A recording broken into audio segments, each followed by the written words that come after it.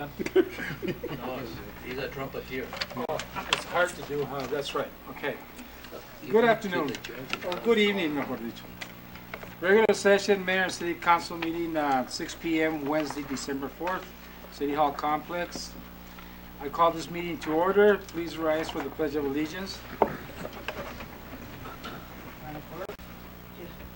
I pledge allegiance to the flag of the United States of America and to the republic for which it stands, one nation, under God, indivisible, with liberty and justice for all.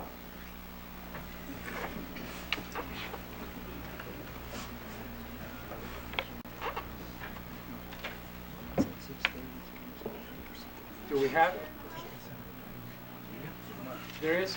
There is, okay. We'll have number 3, invocation. I'm sorry, your name? Manuel, Pastor Manuel López. Pastor Manuel López. Muchas gracias. Disculpe. De nada, disculpe. Oremos. Dios, en esta tarde noche te alabamos. Te alabamos, Señor, por nuestros gobernantes, todos nuestros gobernantes de Estados Unidos, a nivel nacional, a nivel estatal, a nivel local también, Señor. Te damos muchas gracias y te alabamos por sus vidas, por su trabajo, porque tú los has puesto donde están, mi Dios, y te agradecemos mucho por ellos. En esta tarde, mi Dios, te rogamos por esta reunión, que tú bendigas a todos los aquí reunidos. Te pedimos que tú bendigas al mayor Arturo Garino, su vida, sus colaboradores, que tú les des sabiduría, Señor, dentro de la inteligencia que tú les has dado para tomar buenas decisiones con los proyectos que se presenten hoy, los asuntos que se estarán comentando, que todo lo hagan, mi Señor, con unidad, con honestidad, y te pido muchas bendiciones para ellos, sus matrimonios, sus familias, por su salud física, emocional, espiritual, y que esta ciudad y este condado se vea grandemente bendecido a través de ellos, mi Dios. Te damos gracias, te alabamos en el nombre de Cristo. Amén. Amén. Muchas gracias.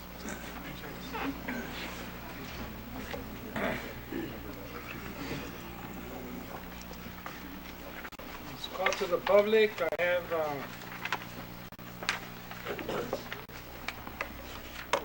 we'll start with a representative.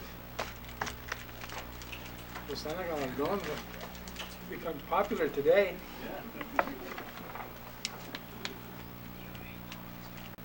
Thank you, Mr. Mayor.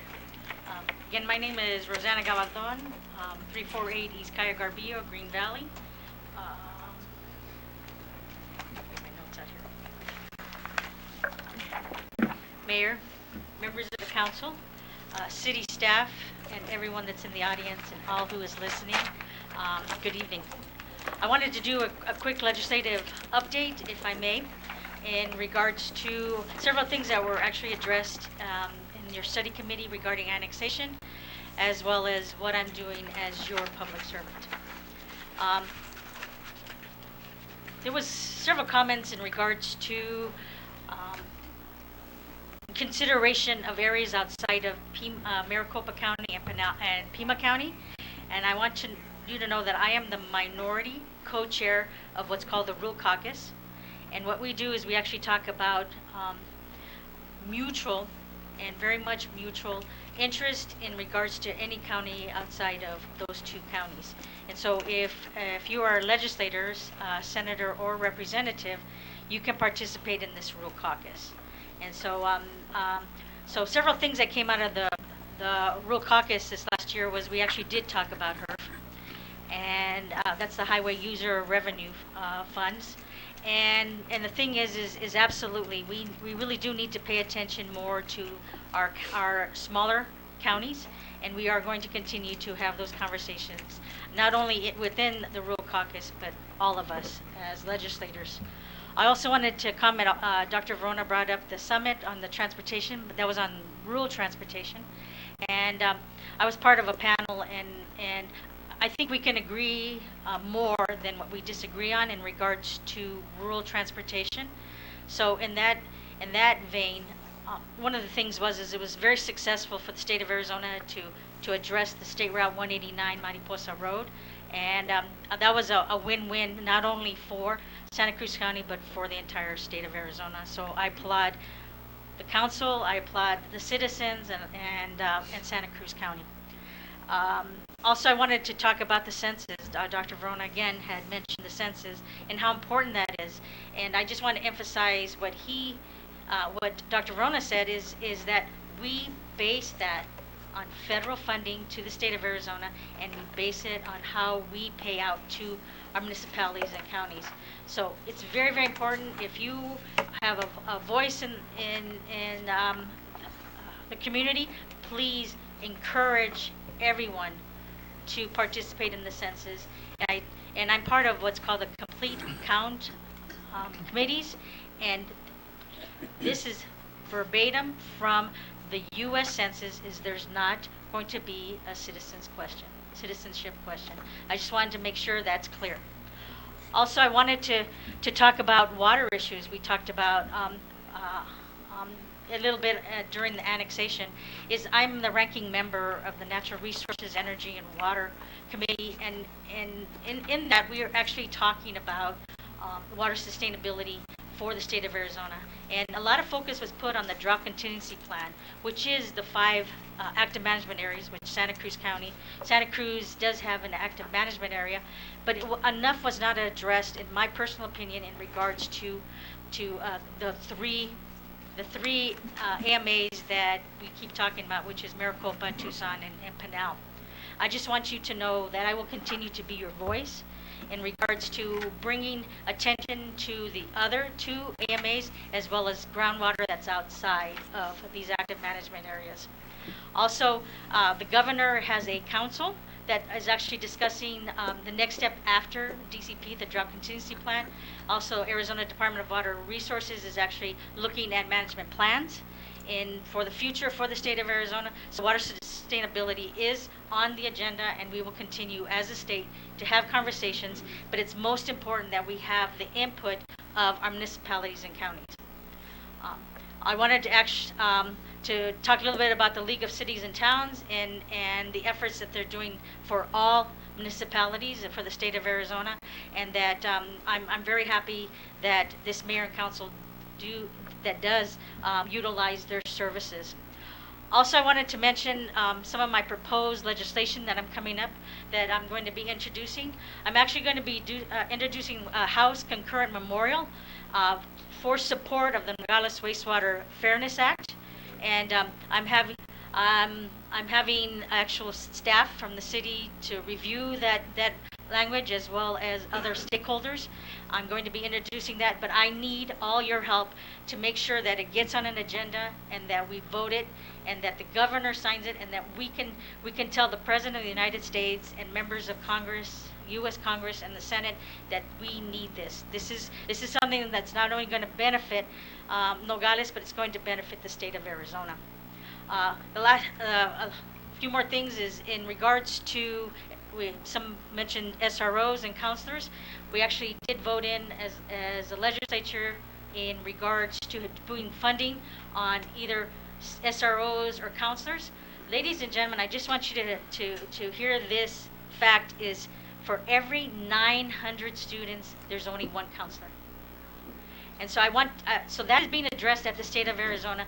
But I think the challenge to that is that we do not have enough individuals to actually fill those spots if a school decides to have counselors. This is going back to what these young people are doing, March for Our Lives, and also in regards to behavioral health. And I have to tell you, I am so proud and I am so honored to hear these young people, these students, coming and expressing themselves, because behavioral health is not being addressed properly in the state of Arizona, and we should be listening. And so the last thing I wanted to share is that I had an opportunity to actually meet with the school board members and administrators from Santa Cruz County yesterday, and I listened, and I'm listening to their needs.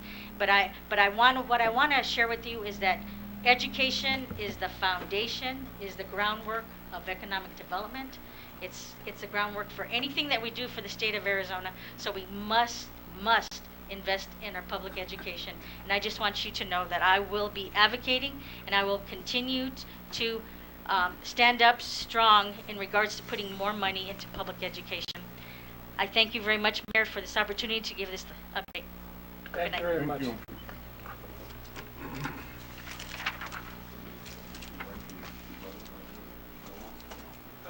Next speaker is Tomas Martinez. State your name and your address for the record, please. Good afternoon. My name is Tomas Martinez. I'm with Martinez Funeral Chapels off of Mariposa Road. I'm here on behalf of Mr. Capon and some other stakeholders that operate between Bell Road and Mariposa Road. Unfortunately, they couldn't be here today, but they asked me to say a few words. One of the points that they wanted me to make was that they feel that if the city would be able to accept this Bell Road, it would be a great opportunity for ADOT to build an intersection between off of Bell Road connecting to Mariposa Road, which will help in facilitating commerce, traffic. They have a lot of trucks that come in. They even have ideas where the city could make some money off of the, those wheels that come on through there. Other aspects that they wanted me to talk about was it would show a lot of confidence with the community if the city could annex something as small as Surface Road that's part of your jurisdiction already. I think it will show confidence that the city is able to annex and amend something that might not be quite at standard, but can show that the city is capable of taking something and making it better for the citizens. I know the city is looking to want to annex other parts of Rio Rico. I'm sure that there's probably a lot of rural roads and other things that part of that annexation would have to be considered.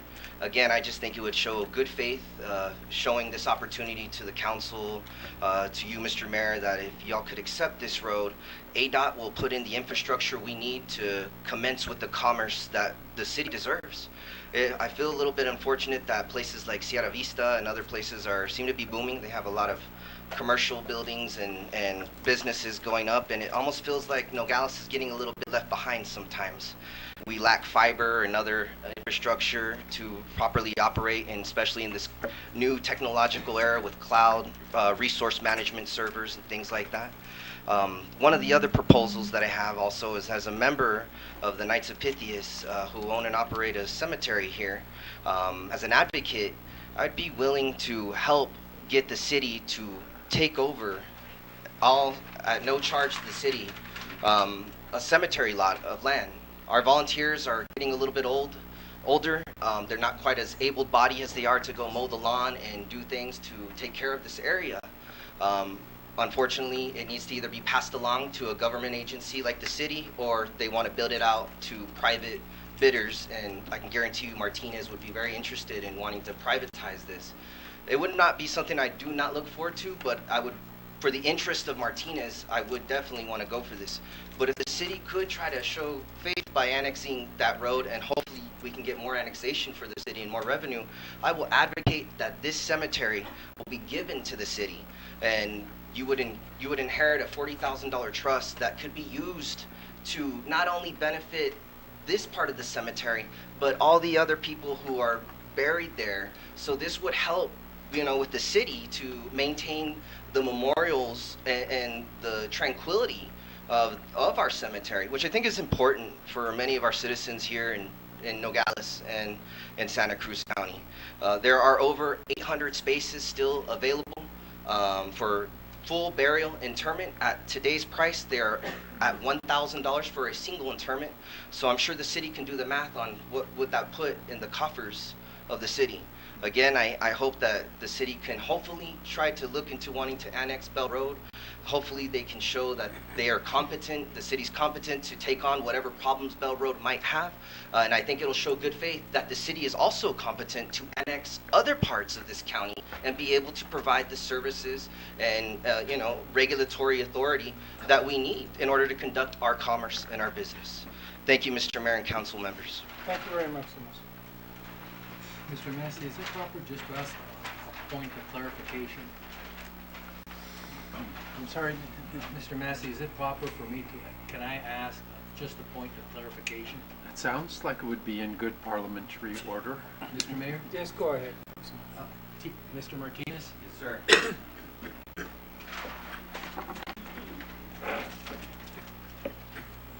I just wanted to make sure that we're clear. Under what authority did you have to make this presentation on behalf of the United States? Well, as a member of the organization and a trustee member, I have spoken to those trustees. I know that they are looking to want to move this out of their, realm because of the fact that it's getting harder to maintain because it's a volunteer organization. It's not set up where an entity can privatize it and, profit, but still be able to have perpetual care and take care of the lawn that's needed. So I know that they're looking to either want to pass it on to a government agency or bid it out. And if they did do a bid out, it would be obviously an announcement would be made and other parties would be able to come contact them. Martinez would be interested in that. I'm sure there's some other stakeholders here that would probably be interested in that. I think it would best be served though as the city. If the city would maintain everything. Anza Park is not very far away from there. There's regulations that all those memorial markers need to be flat, so it would be something that the city could easily start maintaining and being able to add into their cemetery for beautification, memorialization, and preservation perpetually. Thank you, Mr. Martinez. Yes, sir. Thank you, Mr. Mayor. You're welcome. Thank you. Thomas. Thank you. Our next speaker, Philip Ayers. Philip, I haven't seen you in years. Where you been? Well, the years have been more kind to you, Mr. Mayor. Thank you. Thank you very much, Mr. Mayor and Council. I'll be very brief. I'm here representing Mariposa Manor Mobile Home Park.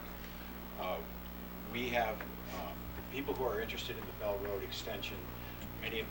Most of them talk about the commerce. For us, it's just a public safety issue. We have school buses going up there. Our residents, we have 140 mobile home spaces. That's probably 280 cars. It's full of families with children, school buses. There's mothers getting their kids to high school. So for us, it's just simply a public safety issue. It doesn't, our park is full and our rents are stable, so it makes no economic difference to us.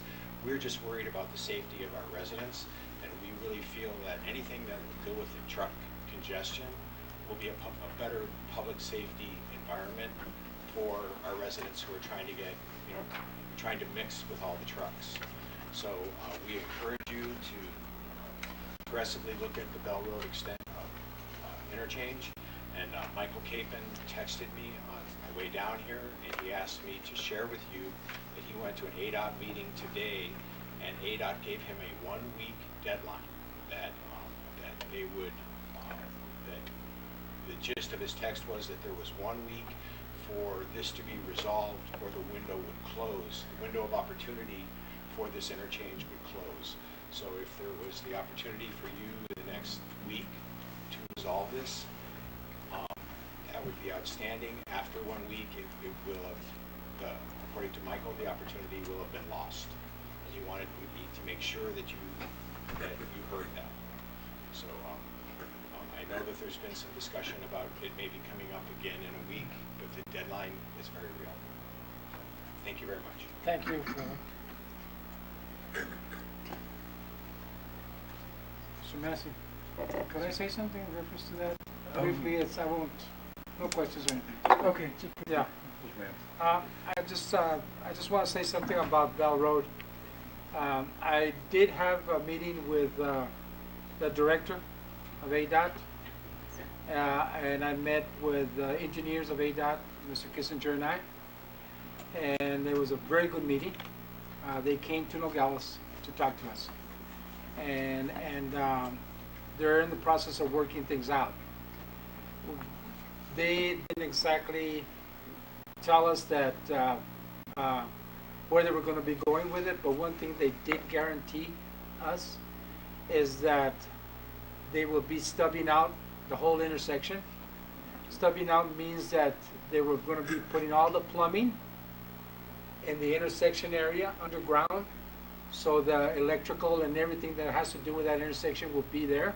So that is clear. They told us they would do that for the city of Nogales while we figure out what's going to happen with Bell Road. So we had very positive news on that. And I know, Mr. Valeno, you were interested about that meeting. Yes. And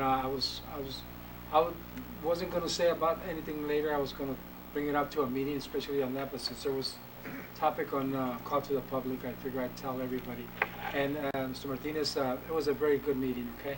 So to have the director of ADOT come to Nogales to talk to Mr. Kissinger and I about this with the engineers, that is positive. That is good news. And just by stubbing it out and preparing the whole intersection in that fashion means a lot, because they'll do that during the construction process. And if anything has to be done within that time, then we're going to work on it. But I don't think there's a week's time. I think it's more time than that. But I mean, because this works with time, okay? And they haven't gotten to the point of construction yet or breaking ground, so there's plenty of time on that. So I'm sure Mike's going to listen to this tape.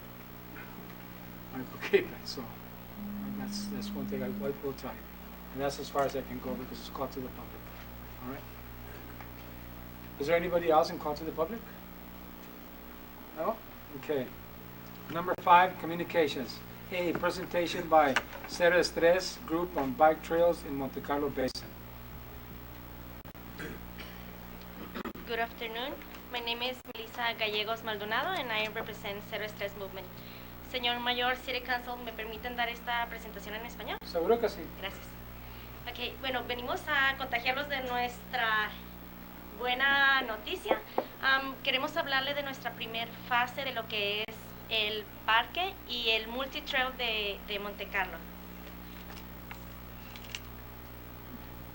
Me voy a regresar un poquito, no sé por qué me hace falta una foto. Tenía en mi primer slideshow una foto de todos ustedes. No sé si recuerdan la primera sesión que hicimos. Algunos de ustedes nos acompañaron en la inauguración del parque, que hicimos una ceremonia en agradecimiento. Sí. Esa foto estaba ahí, no sé por qué razón no aparece, pero quería darle las gracias por ser parte de nosotros y darles las gracias por darnos el acceso a es que salía trabajar. El señor Canesiano allí. Por algo no aparece. Eso okay. Era. Ok, entonces, pues, primeramente, muchísimas gracias.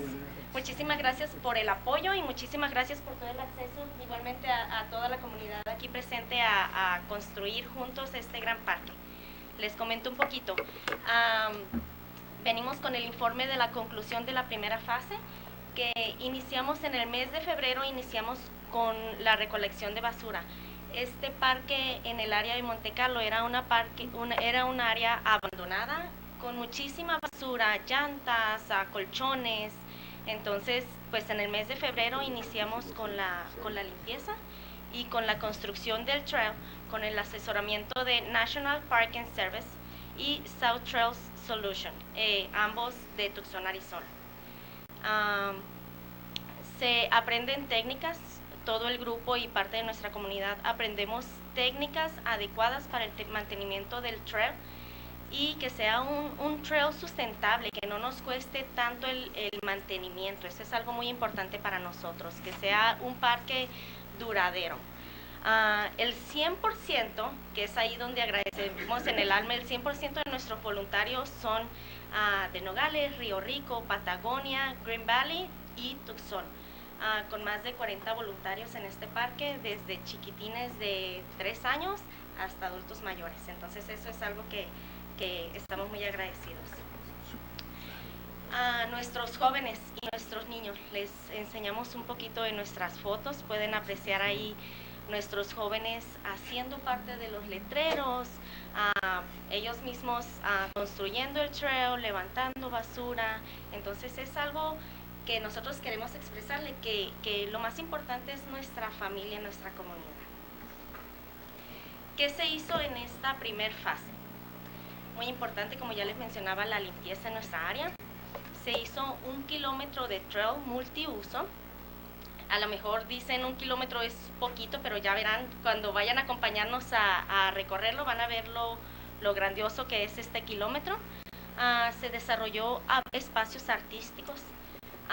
Ustedes conocen a nuestra artista Carla Ocete. Ahorita les vamos a enseñar más adelante parte de las áreas artísticas que tenemos en nuestro parque. Se identificó la flora y la fauna en el área. Descubrimos que tenemos áreas muy bonitas dentro de este parque que recalco que pues lo teníamos un poquitito abandonado, entonces nos gusta mucho recalcar eso porque es algo muy bueno que estamos rescatando. Y por último, las rampas de BMX. En esto se está trabajando todavía un poco y queremos enseñarle. La limpieza. Ok, también me hace falta una foto ahí. Empezamos con la recolección de basura, se estuvo en distintas áreas que gracias al señor Kissinger por el apoyo también y a la ciudad, señor mayor. Cada vez que vamos a trabajar, recolectar basura, nos dan el gran apoyo de apoyarnos recogiendo ustedes mismos la basura que nosotros recogemos. Entonces, todo este apoyo que ustedes nos dan y nos facilitan, podemos nosotros trabajar muy cómodamente. Entonces, muchísimas gracias. 1 kilómetro de trail. En estas fotos pueden apreciar, en la primera foto tenemos el área de jóvenes y adultos, dividiéndonos el área y educándoles sobre cómo van a ir haciendo la primera fase del trail. En la fotografía de abajo está un área del trail ya lista, en donde si pueden observar, pueden caminar completamente a gusto y pueden pasear en bicicleta. En la fotografía de arriba quisimos enseñarles que todo el área del trail estaba completamente lleno de espinas, árboles. Entonces, desde acarrear piedras grandes, bultosas como se ven ahí, desde cortar, como ven en la fotografía abajo, Alberto Romero, cortando de una forma adecuada los árboles. Y en la fotografía de un lado se aprecia otra de nuestras compañeras Carla Félix. Todo esto lo aprendimos a hacer de una forma adecuada. Aquí les podemos enseñar una foto, varias fotografías donde ya podemos observar un poquito más el parque. Hemos estado recorriendo en bicicleta, parte de nuestros jóvenes están ahí en esas fotografías. Y sí, se hicieron algunos caminos, algunos puentes que hemos hecho entre varios de nosotros, y en las fotografías de un lado se puede apreciar que podemos caminar cómodamente y podemos hacer hike. Algo muy importante que queremos compartirle y queremos en algún futuro es trabajar con las escuelas. Ahorita está en las escuelas tenemos a varios jóvenes que son muy talentosos corriendo, entonces quisiéramos contagiarlos, invitarlos a que vengan a conocer nuestro parque. Espacios artísticos. No sé si hayan algunos de ustedes podido apreciar nuestra gigante bicicleta hecha por Carla Ocete. Este es algo que nos llena mucho de orgullo porque es una bicicleta gigante y hecha con puros material reciclable. Entonces es algo que queremos, que sabemos que a la comunidad y que mucha gente de fuera ya han venido del área de Tucson y de distintas áreas simplemente a tomar una fotografía. Entonces es algo de lo que se ha hecho. Y acá en la siguiente imagen es nuestro logo, el reptil, hecho en pura piedra. Ahí estuvieron varios de nuestros jóvenes también apoyándonos. Y entre todo esto, la comunidad aprende lo que viene siendo arte, aprende a cuidar nuestro trail, aprenden muchísimas cosas. Flora y fauna. Tenemos la dicha de toparnos con venados, cochis jabalíes, una que otra víbora también se nos ha atravesado en el camino y sabemos que es el área de ellos, entonces nos gusta mucho apreciarlos. Tenemos las chollas que muchas veces para nosotras son muy dolorosas, pero como observan en esta fotografía también es algo muy bonito que podemos ir a apreciar. Nosotros Cero Estrés se enfoca mucho en el salgan, quítense ese estrés laboral, aunque vayan a dar una sola vuelta al parque, créanme que van a salir distintos, con otro tipo de mentalidad, más a gusto, dejando un poquito atrás el estrés que traemos laboral. Entonces podemos apreciar eso. por último, nuestras rampas de BMX. Se acercaron a nosotros a Rob, esta persona viene de Tucson, Arizona, y nos sentimos muy afortunados porque hizo un trabajo excelente. Ya van a apreciar también ustedes mismos las rampas que se hizo, que este trabajo es alrededor de $4,000 a $6,000. Entonces, estamos muy agradecidos con estas personas. También parte de nosotros fueron voluntarios en hacer las rampas y fue completamente gratis. Entonces, hay cosas que nosotros decimos como grupo que estamos bendecidos en atraer este tipo de gentes, porque así como nos donan su tiempo, nos donan maquinarias, gasolina, todo lo que se ha ocupado, pues ha sido gratuito.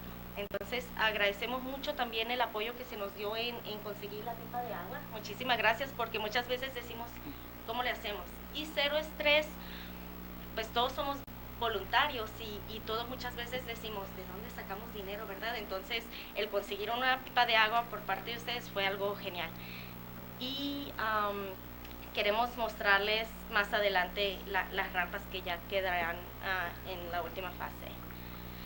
Y continuamos educando a nuestra comunidad. Algo que recalcamos mucho en nuestro parque es que aunque parte de nosotros tenemos motos, no se permite vehículos motorizados, por la razón que pudiéramos estar expuestos nosotros.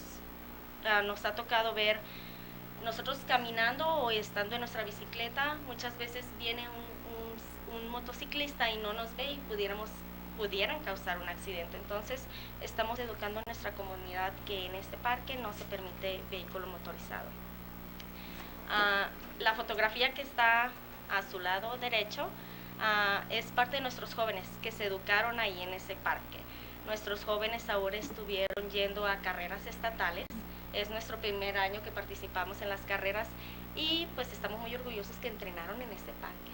Entonces, y agradecemos la fotografía de abajo en el periódico, pues así como se nos acercan, bueno, que tenemos la fortuna de poder seguir corriendo la voz para poder hacer esto mucho más grande. Y Cero Estrés se enfoca mucho en la seguridad. Entonces, parte del grupo de nosotros tomamos una de las clases de primeros auxilios y nos certificamos para seguir cuidando a nuestra comunidad, seguir cuidando a nuestros jóvenes y prevenir sobre todo accidentes. No me va a aparecer la última foto, que era muy importante, que es la invitación, pero se los vamos a hacer llegar con mucho gusto por correo. Era la invitación de la inauguración del parque. Esta inauguración se va a hacer el día 21 de diciembre a las 10 de la mañana. Y lo que queremos es enseñarles el parque y abrirlo a la comunidad. No sé si tengan algunas preguntas. ¿De diciembre? De diciembre, 21 de diciembre a las 10 de la mañana. Sí, muy importante que vayan en ropa cómoda porque vamos a hacer la inauguración, vamos a develar la escultura y los queremos enseñar, queremos caminar con ustedes el track. Y vamos a hacer una exhibición de las rampas de BMX que les va a encantar cómo se mueven nuestros jóvenes y cómo brincan y saltan. Entonces, por favor, lleven ropa cómoda. Perfecto. Bueno, muchísimas Muchas gracias. gracias. Muchas gracias.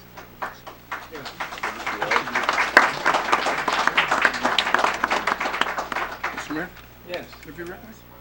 I just want to let everybody know it's such a pleasure working with Cero Estrés Yes. Group. These volunteer individuals, it's incredible the work they do and how well they get along with staff of the city to accomplish things. And not only that, I also want to let you know that Cero Estrés has graciously volunteered to pedal our Santa Claus in the parade through the entire route. They'll be pulling his sled. And they will also be donating bicycles. And they'll be kids donating bicycle to kids during the parade. during So, the parade run. again, thank you. Thank you, gracias. Cero Estrés, for everything you guys do. Yeah. Thank you. B, a report and update on street resurfacing projects. Thank you very much. You have Mr. 2 minutes. Okay. No, I'm just I prepared 10 slides just to, the information that you have in the agenda is exactly this, but a little bit better to be able to communicate to everybody here present and what we are doing and what we are planning to do in the next few months. And so this is, in the cover sheet, I just put some of the projects that we have completed. In total are 9, but the photo shows only 5, so I'm missing 4 more.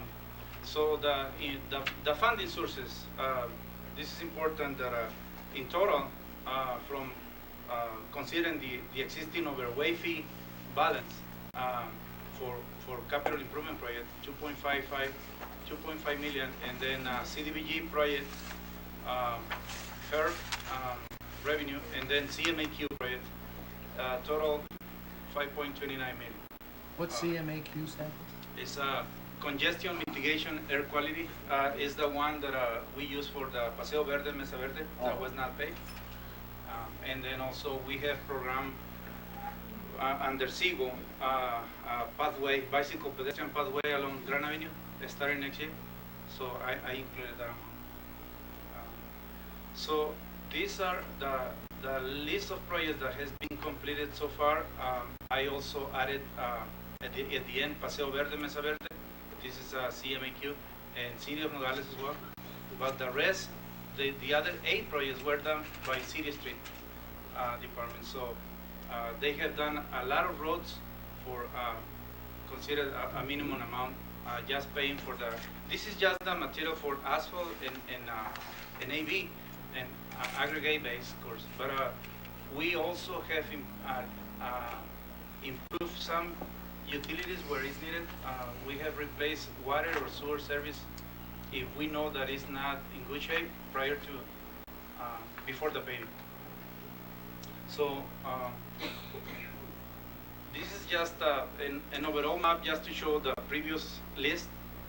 Some of you sometimes you don't know where the road is located, so this is just to give you an idea where the project has been located. These are the completed projects, and then the coming projects. West Street is the next. We have changed water and sewer mains that were very ancient, and we are ready for the paving. According to the street department, we will be done before December with the paving on West Road, and this road will pass to the other list of completed projects. Maybe also will be McNabb water and paving project, and Perkins will not be done until early next year.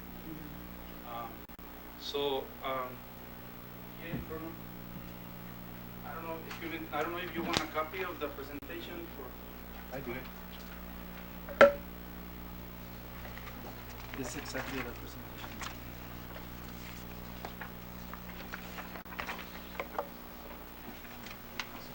Thank you. Gracias.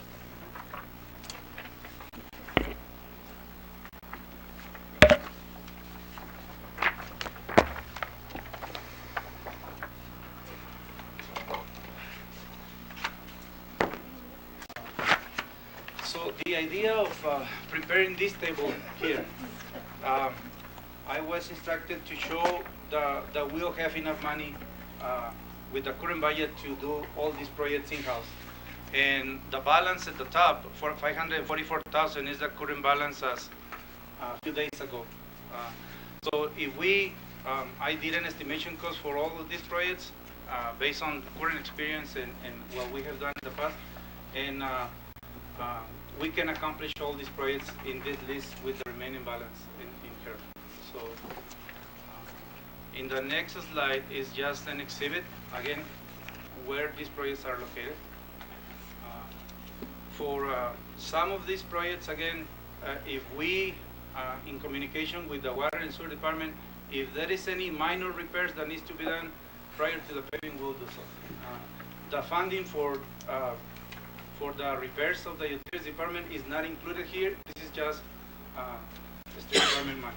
So, On the previous slide there, Mr. Bennett, the balance doesn't seem to me to cover. Am I missing something there? It says balance 544,000, and then you just start deducting all the way down? exactly. Okay. And then this is the total of those. All of these. So you're able to do those projects? Yes, sir. Very nice. Okay, this is the exhibit again. These other projects here are some of the projects that are currently going on, like the Magna project is very close to be done. We are very positive that will be done at early January with everything. The contractor has been very aggressive with the paving. And then the Perkins Avenue, they already started, and we are coordinating with the schools and the neighborhood to minimize any kind of construction delays and causing any impact to the school activity. As part of this is the idea is to use for these other projects is to use overway fees, and the reason is that the money shown, the money shown here. This is the money that the city will be, the city's matching fund. The additional money is coming from CDBG, and then same thing with Perkins and Magna. So this money is just the money that will be used from the overway fee. It's not the total of the project. I wanted to clarify that this is planned to be done with the overway fee.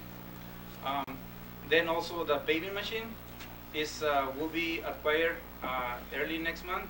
We already had a communication with the vendor. They have the equipment ready to be delivered as soon as we have the PO ready. And the machine is there. It's a brand new machine, very good quality. We are very positive that with that machine we'll be able to, do better quality projects and also faster, because our has a little bit bigger container and will not be broken frequently. Every time that we use our existing paving, we have to send it to the shop because the repairs are costly. Salud. Thank you. And then also we are planning to buy the dump truck and with the same overway fee. So this is just a portion of the balance. Excuse me, the cost of all this project, but this is the balance right here with this project. In the next slide. Wait a minute, I have a question. Okay. On the paver machine and the dump truck, we're taking out overweight fees. I thought when we were doing the budget, we were going to finance those to make sure that we could get it done. Was it, Perales? I think When we were doing the budget, I thought that we were gonna finance those projects along with some other ones. Is that accurate? I can't see in this budget. Yes. Okay, so we changed to the overweight fees. What's the reason? Correct.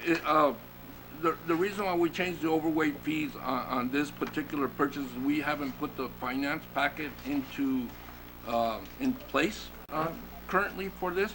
And as you can see, we have a lot of street projects that we're trying to accomplish. And the reason, and by the way, we'll be bringing you an order for your approval in a week from tonight, during, right before the housing meeting. We're anticipating bringing the approval to purchase the paving machine. And again, the reason why we're bringing the paving machine out of what we had initially contemplated, possibly financing it in the budget, is because our old paving machine is not working, and we need to get these street projects done. That's fine, Mr. Kissinger, if that's your decision to make. The only thing that I would like for you to tell me from the very beginning, we were gonna finance this, but because of these reasons, we're going to go. Correct. I don't want to play these caught you games or anything. Just tell me up front. We're not gonna finance it. That's what we agreed to do it. We changed our mind because we need this equipment right now for paving. We decided to take it out over the overweight. Yeah, we're not gonna finance it, and we're gonna go ahead and purchase this out of the overweight. Got it. You should have said that from the very beginning of this slide. Oh, I'm sorry, I apologize. You know. I was gonna bring that up next week, but. Okay. The next slide, just the location map again, the location of every project. You have a question? Yeah, on the Apache Boulevard and all that. Are you considering that they're still in school? That's a very, very busy street, and Yeah, yeah. When we are ready for that project, so far we have replaced water and sewer services. and we are also planning to do it in phases. Do first the Mariposa Ranch Road from the church to the intersection of the school, and then do the paving from the intersection in front of the school to the end of before the I-19.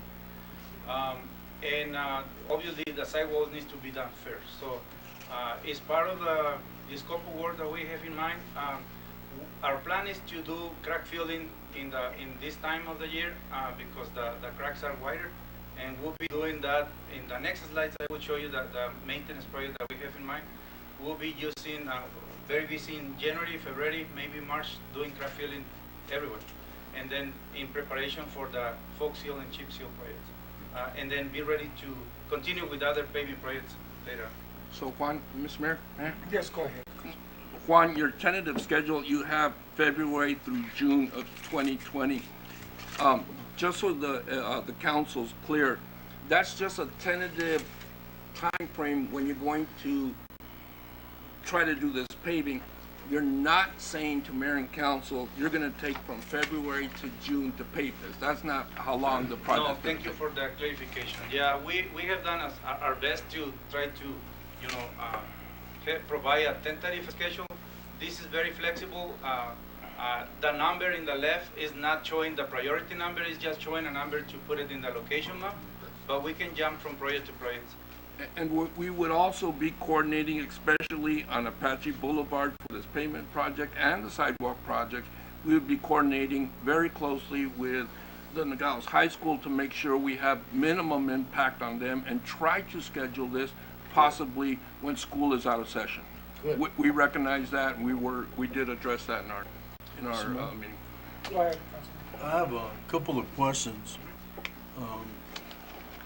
And I have this item as maybe a future agenda. I don't know if it's an appropriate time to bring it up. However, you mentioned right now that not to make it convenience for that particular project, but I've been getting a lot of calls over here with McNabb. We've done a very poor job of communicating the closure of that road. I know that a lot of people have been late for work because they're counting on it. All of a sudden, it's closed. So we've done a very poor job of communicating to the public and to making it a priority to detour vehicles in other ways so that we have a good flow of traffic. Yeah, I really apologize for that, and I already talked to the contractor to. Were you aware of that, though, Juan, of that?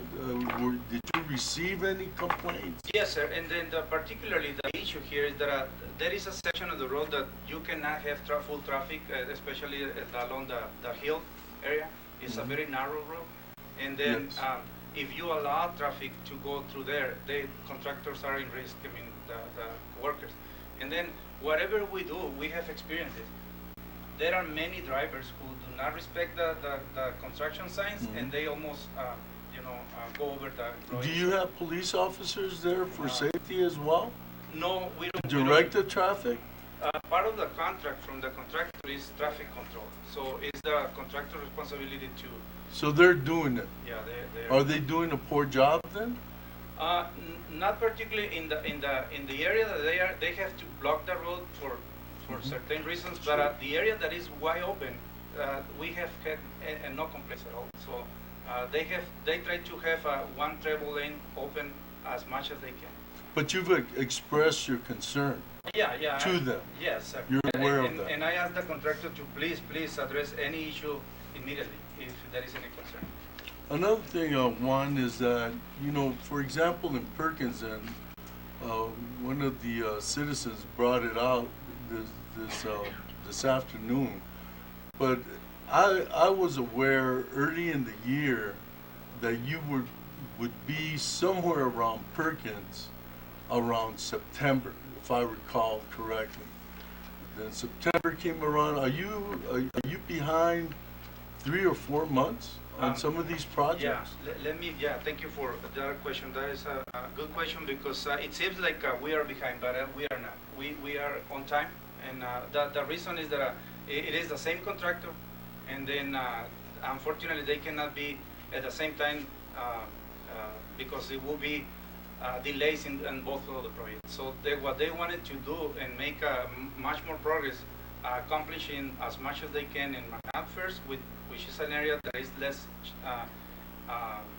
let's say, challenging. And Perkins, because we passed through the monsoon season, it's a flooding area. They didn't want to have open trenches and cause a lot of issues with the flooding.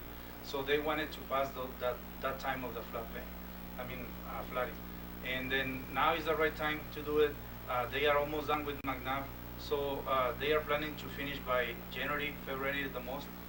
So they are okay, and then we are on time with the schedule given by the State Department. So we are okay. Signage, do you need signage as far as the city is concerned? Is there any need for that? There are few occasions where contractors miss to put a sign or something like that. We brought it to the attention of the contractor and they address it immediately. But it's the responsibility of the contractor. It's their job. Yeah, it's their job. It's part of the bid item. Okay. Thank you, Juan. Thank you, Mayor. Councilman, I just want to say something in support of Mr. Guerra. It's difficult sometimes when you're working with contractors, because they put out a timeline, and Mr. Guerra, as a city employee, has to actually look at the timeline and say, okay, it's a good timeline. And then for one reason or another, issues in infrastructure, once they open up the streets, you don't even know what's going to happen. And then they delay it by 2-3 weeks. And he could say, my last message with them was, they're going to start paving day after tomorrow. He would have told us that something, for instance, a month or two ago. But then something happens and day after tomorrow it's not there because these things happen. And it's actually out of his hands, because I've addressed that issue too, and I've experienced that in the past when I was public works director, that it's very hard once you give the contract out, and it's better for them to finish the job in time, because if they do a good job, then the recommendation opportunities for them to come back to the city and do work is better for them. And Mayor, if I recall, was McNabb, when you opened it up, was it worse than you thought? No, not really. The area that is very wide open, the area that was not paved, that is was a very easy section. The water main was installed prior to this project, so so that area and then the bottom portion has been very good so far. So the challenge was at the narrow section of the road. And then was very hard to dig. It's a hard terrain, and they stayed much longer there than expected. They had to charge a little bit more in hard digging, but we are still on budget. Thank you. Thank you again, Juan. This happened. Yeah, this happened to us on West Street, from Walnut to Boswick. They started the paving, and then they put the camera in the sewer line, and half of the sewer line was gone because it's like 70, 80 years old. So the top part was the line, the bottom part was dirt. And that's the way the sewer was running from Curtis and all those streets. So they started putting the sewer line, and they finished all that, and then all of a sudden what happens? They needed to put manholes. So they had to get the company that did McNabb and doing that, they came to put manholes. That's why that street hasn't been paved. And it's going to be paved within the next 2 weeks. But there's always delays and something like that, because you get surprised when things happen. Those happen. Go ahead. Thank you, Mr. Mayor. In regards to delays, what we have been doing is that we don't wait just sitting for a problem to be resolved. For example, if there was an issue on West Street, we jumped to Silver Reef, and we were able to make more progress on Silver Reef while the other issues on West were resolved. So that's why we have the flexibility to the issues that we face on Apache Boulevard. We were informed that the water services were very problematic. There was a lot of water leaks frequently, so we decided to replace the water leaks, the water services first, and a section of a sewer main that was not good. So things like that, and then we went to another project, and that's the way that we have flexibility, and then we never stop working. We are always busy. Thank you. Thank you. Again, just the location map for the prior slide. This is another list of, this is basically road maintenance project. As you know, we have many good roads, like to mention some of them, Morley Avenue, Hohokam, Calle Sonora, Mastic Way, that requires maintenance. If we don't do anything to those roads, we'll lose it. We need to do the crack filling first, and then hire a contractor, and that's the way that is stipulated here. Sandland will be doing the fog seal, chip seals, and striping of those roads once we are done with the crack filling. In this way, we'll reduce about 30% of the total cost by doing ourselves the crack filling. We have, as you know, a brand new machine. Our guys are very skilled workers, and they know how to do it. This is again continuing with the balance from the previous slide with the overweight fee, and then deducting that amount from here. It's supposed, you know, these are just estimation costs. As soon as this is a dynamic table, we'll be updating the table as we are getting more accurate real cost, and then so it's just to give you an idea. So according to this table, we will be short about 40,000 at the end, but this could be more or less. It's something, an idea. Juan, could you explain number 46, Vista del Cielo? Remember we talked about where you have that water issue on the dip? Yeah. And you have that hammering of the water. Could you explain what you plan to do with the water line and repairing that road before you do the chip seal? Yes, sir. There is a section on Vista del Cielo that is the lowest point, and we experience a lot of water failures there for the reason of the water hammer effect. Is where it is all the weight of the water upstream concentrates in that low point, and the material is not adequate. It's, asbestos cement do not support that much of pressure, and also do not have any restrainer, as current standards requires some kind of a special tool at every joint, and then the pipe there do not have anything like that. So the plan is to replace a segment that is in bad shape by PVC with joint restraints, and make it stronger, and be able to replace that section. But the project itself for Vista del Cielo is not total replacement of the paving; it's just maintenance. And then the road, we don't see any structural failure. The road is in good shape, but it requires some kind of layer to extend the life of the project, and then also striping. You don't see any kind of striping at this point. Thanks, Juan. Juan, did you all talk, did I hear you correctly, that you were going to attempt to take the water service completely out of the street service, so it would be off to the side? Is that still? Was a comment made by Mr. Barcena that would be better if we can move the water main outside. That is enough right away. I think the water department will be doing that to avoid, So we won't have water lines underneath the street. Right. Thank you. Thank you, Mayor. Thank you. Thank you, Juan. Okay, here? Yes, go ahead. Juan, they fog sealed Linda Vista where I live. Okay. And they've never done the striping. And I've asked for the striping to be done because there's some elderly people that live there, and they have called it to my attention. There's some cars parked on the sidewalk there, not on the sidewalk, but on the street there. It's a narrow. So if you could please get the striping done over there. Are the elderly kind of like on the right side of the road, near Vista, near the very top of Linda Vista? Not me.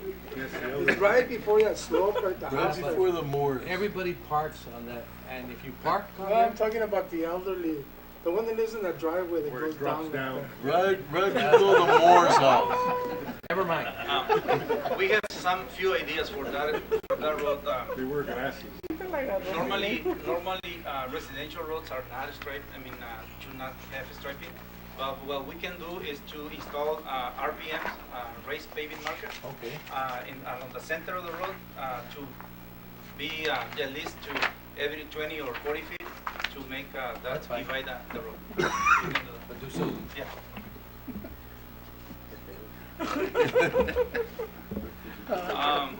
So this is the map shown the previous slide, citywide project areas.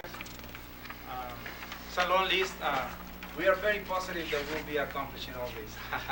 No, we will do our best. We'll do our best. Yeah. Come on, guys, you have to. So this is the project that we have in the radar for next year. SIGO has it as a design phase for starting in fiscal year 2020. So will be a bicycle pedestrian pathway.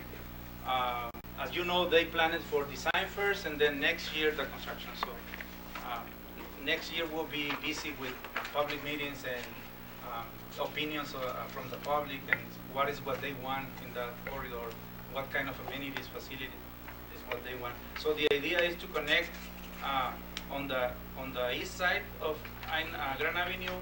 There is an open space between the Union Pacific track and the Grand Avenue that, according to the general plan, there is a very good section for bicycle pedestrian pathway. The idea is 10 feet wide corridor for bikes and pedestrian with some amenities like benches and things like that.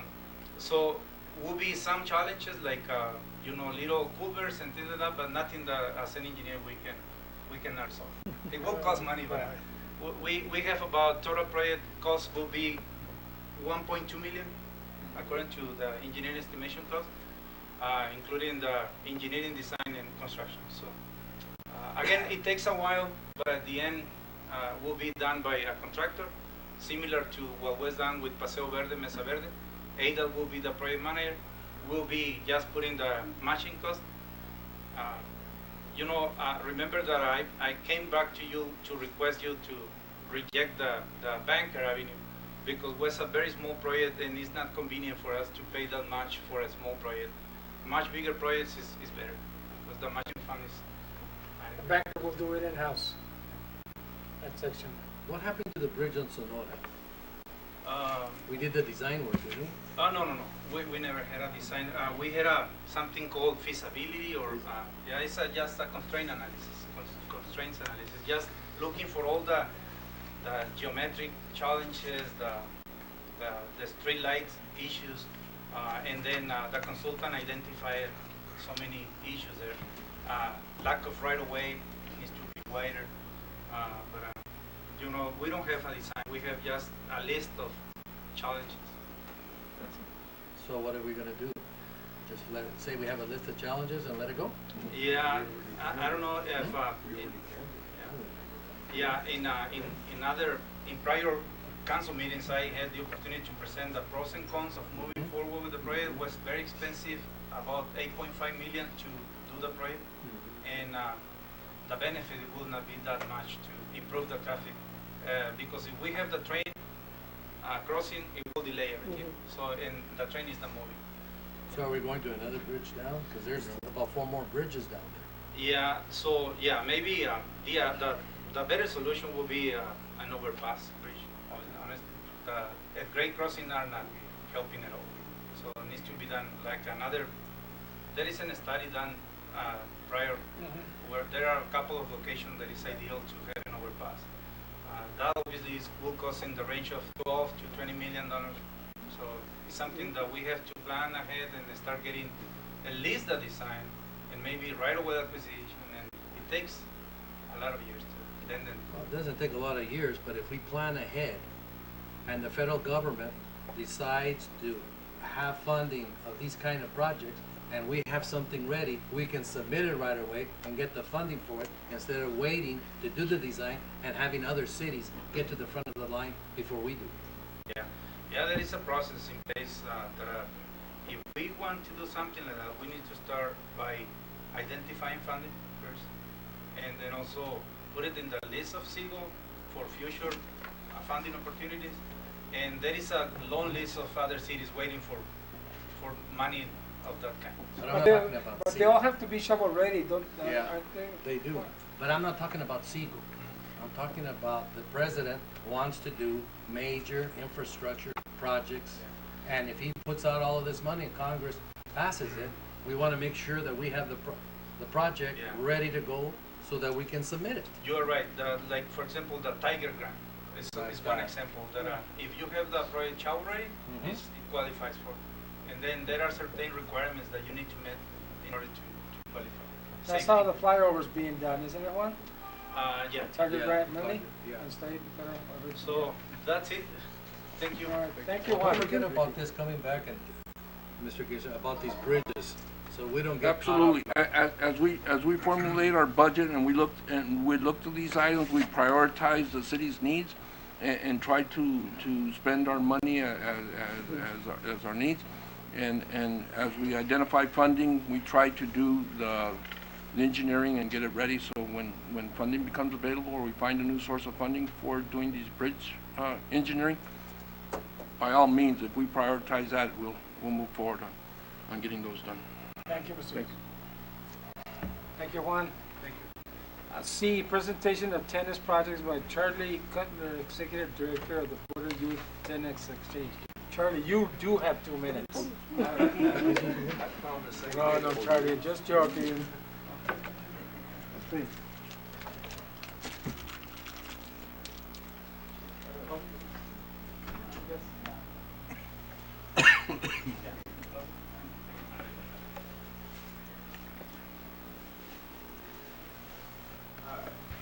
I know everybody's here for the annexation thing, so I'm trying to make this, hopefully interesting, but at least painless.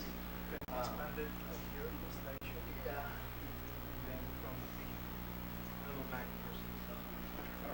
In any case, I'm Charlie Cutler. I'm the executive director of a local nonprofit, Arizona-based 501c3 organization. Bring the mic down a little bit. Sorry. Right there you go. I'm the executive director of a local nonprofit, an Arizona-based 501c3. We're actually a youth development organization that uses tennis in combination with art, dance, and academic curriculums, mostly digital curriculums as far as digital storytelling, animation. We're kind of doing a lot of different stuff. We partner with a lot of organizations in San Francisco, in the Bay Area, and we've been growing. We began in 2015, and we've grown a lot in the last 3.5 years to the point where in March I was able to come here, address the council, and kick off a project to update all of the city's tennis courts. And so on that matter, I'm here today to give an update on that project, which has actually been completed, and hopefully to give an idea of how that built into what we're trying to expand and grow within the organization. Just to give you a little bit of context, we have 120 kids weekly in our programs on both sides of the border. Border Youth Tennis Exchange is a binational organization, so our partnerships span the border. We actually have 3 sites going in Nogales, Sonora, and 2 sites going in Nogales, Arizona. In Arizona, our main sites are at Anza Park and at the Boys and Girls Club. All of our programs are free. All of our programs are free, so we don't take any fees from any of the families or the kids that are a part of our programs. And we also work across the line at 2 youth shelters, one Casa Hogar para Niñas La Madre Conchita, and with DEEF, which is the kind of the municipal child protective services across the line. We've been working with both of those organizations for almost 3 years now. I think we're the only organization from outside of DEEF that actually comes in to the facility to offer programming. We have 12 instructors. They're all certified either as tennis coaches through the USPTA, which is the governing body of tennis, or as primary and middle school and high school teachers. So we're really lucky to have a great team. We've been expanding really quickly, and this year we were actually recognized. We got a $70,000 grant just recently from the David and Lucille Packard Foundation, which is a national foundation that's oriented towards public health. One of our major initiatives is to use sports, art, academics, and kind of out-of-school mentorship as a way to address behavioral health issues and mental health issues. BITE is a formal part of the Adolescent Wellness Network through Mariposa Community Health. So we're really trying to find ways that we can use our, our recreational kind of fun programs to actually be a resource for the kids and the families that come to our projects. So in that respect, we've been pretty successful. And the tennis project, which I'm going to get into in a minute, has really expanded our capacity to offer valuable programs to our communities. Just to give you a little more context, it took us about 3.5 years to build our infrastructure of all these instructors and these families that make up our community. We've pretty much accomplished everything that we wanted with phase 1 in our launch, and we're solidly into phase 2, which for us means professionalizing our academic curriculums and expanding our network and preparing to scale. Like I said, we partner with University of San Francisco, we have partners at Stanford and Berkeley, and really the goal for our program is to develop a service-based organization that actually has digital models that can be expanded to other border cities. Our eventual goal is to have a formal BITE affiliate site in Tijuana and San Diego, El Paso and Ciudad Juarez. We connected with the embassy in Mexico City and the consulates in Tijuana and Juarez to see about how we can expand our programs to those cities. And so hopefully in 5 years we would have a transnational organization that's connecting kids both across the border but also spanning the border in all the border states. At least that's our stake. So expanding our digital footprint is the ultimate goal of all of our programs.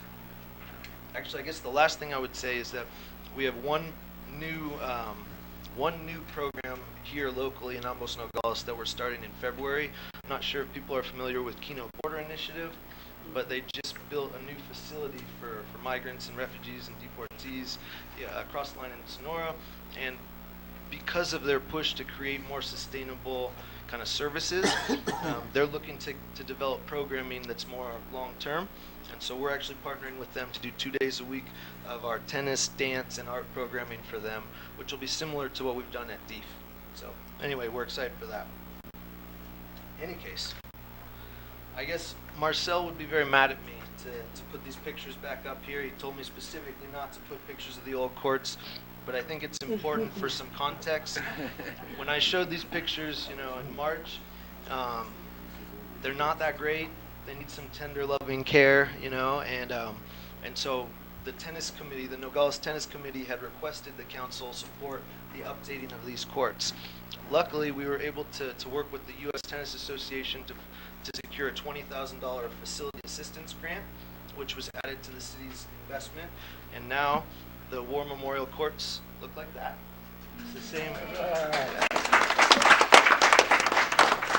It's the same surface they play on at the U.S. Open. I took these pictures actually this afternoon, so the community is really kind of using the courts, utilizing them. Not just my program, which actually operates mostly at Anza Park, but the wider tennis community is very excited. They're very thankful, and as a collective voice, we thank the community for investing in this and for moving so quickly to create the change. So thank you so much. The other courts, this was Anza Park. This is our main home for BITE. We actually keep our most of our equipment at Anza Park, and I actually just came from here right before the meeting. They don't look so great, and this is them now. All right. So, as you can see, we have kids out there as we speak. Again, we're really just happy to have been able to move so quickly on this and to actually introduce this both to our program and the greater community. I do want to say that Marcel Bachelier has been awesome throughout the process. I worked very closely with him for these facility assistance grants. They're quite competitive, so it took both of our efforts to kind of push them through, and it was successful. So it was a learning experience for me, and I was really happy to work with him and to see how much effort he did put into it. So moving forward, though, we're hoping to consolidate the work that we've done at Anza Park, and I actually met with Mayor Garino yesterday. Our hope is to kind of build off of this renovation of the space and work with our students and our student athletes to design murals to adorn the permanent walls. If you can see That one is Hunts Park. We have a huge cement wall that's just kind of begging for a mural. So we're actually going to build off of a project we did in 2018. These three pictures are of a cross-border mural project we completed last December, where we actually built 10 by 10 foot tennis backboards out of wood, and then the kids painted them and went through a 6-week curriculum in mural painting, history of the murals, symbolism and design to actually create what their representation of kind of life in Nogales and Ambos Nogales and cross-border kind of community. And so we built 3 of these tennis backboards over that project, and we actually hosted a festival down at the Morley Port on the Sonoran side, where Mayor Pujol came out, Consul General Staub came out, and we had a big tennis festival, right next to the border. It was actually supposed to be on both sides, but the caravan showed up like days before our event, so we actually weren't able to host it on the American side. But we had a lot of fun, and frankly, doing both sides would have been very challenging. So in a sense, it might have been hard. I do want to say that the Anza Park mural project, which we'll be carrying out in the spring, we're applying for a large grant from the University of Arizona Confluence Center, Arizona Commission for the Arts. It won't cost the city anything. All we're going to do is design the mural with our team, with our kids, have the professional muralists submit their proposal to the city for approval, and then the coolest part of it, the coolest aspect, is that wall down there in the second picture is the DEEF shelter in Nogales, Sonora. So we're actually going to be doing the exact same curriculum on the Mexican side as well. And so hopefully by the end of probably May, June, we should have 2 large murals on 2 of the main facilities that Bite uses week in and week out. So if this project goes ahead, which I'm fairly certain at this point that it will, I think by next summer we should have something really cool to celebrate. So that's the hope, at least. And lastly, similar to Cero Estres, we are actually having an inauguration for our courts next Saturday, so a week from Saturday, on the 14th. We're going to have a festival. We're inviting both of our community from across the line as well to come, or those who have visas, and basically we're going to, it's going to be a public tennis clinic for kids. It's totally free to participate. The only thing that we're charging is we're asking for $10 donations if you want lunch, just to cover the catering. But as far as coming and bringing your kids and playing tennis, watching, we're going to bring down the University of Arizona team. They're going to do an exhibition match. It's going to be at War Memorial Courts, which are right next to the baseball stadium. We'd love to have anyone come. Bring your kids, bring your friends. I actually brought invitations for the council, so I will actually give you each a personal invitation to our event.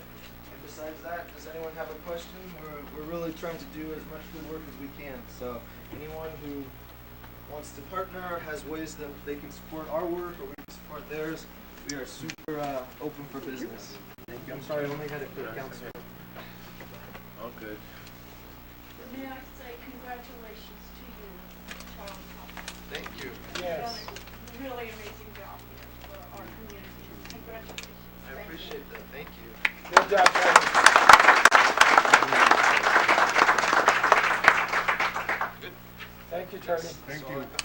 I appreciate it, and again, thank you for your support. It's been a fun process. It's going to be fun working on that mural.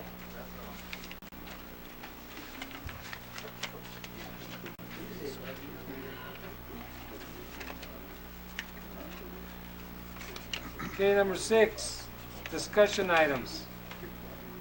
A, discussion and possible action regarding directing staff to amend the water supply connection fees. Councilman Barone. Thank you, Mr. Mayor.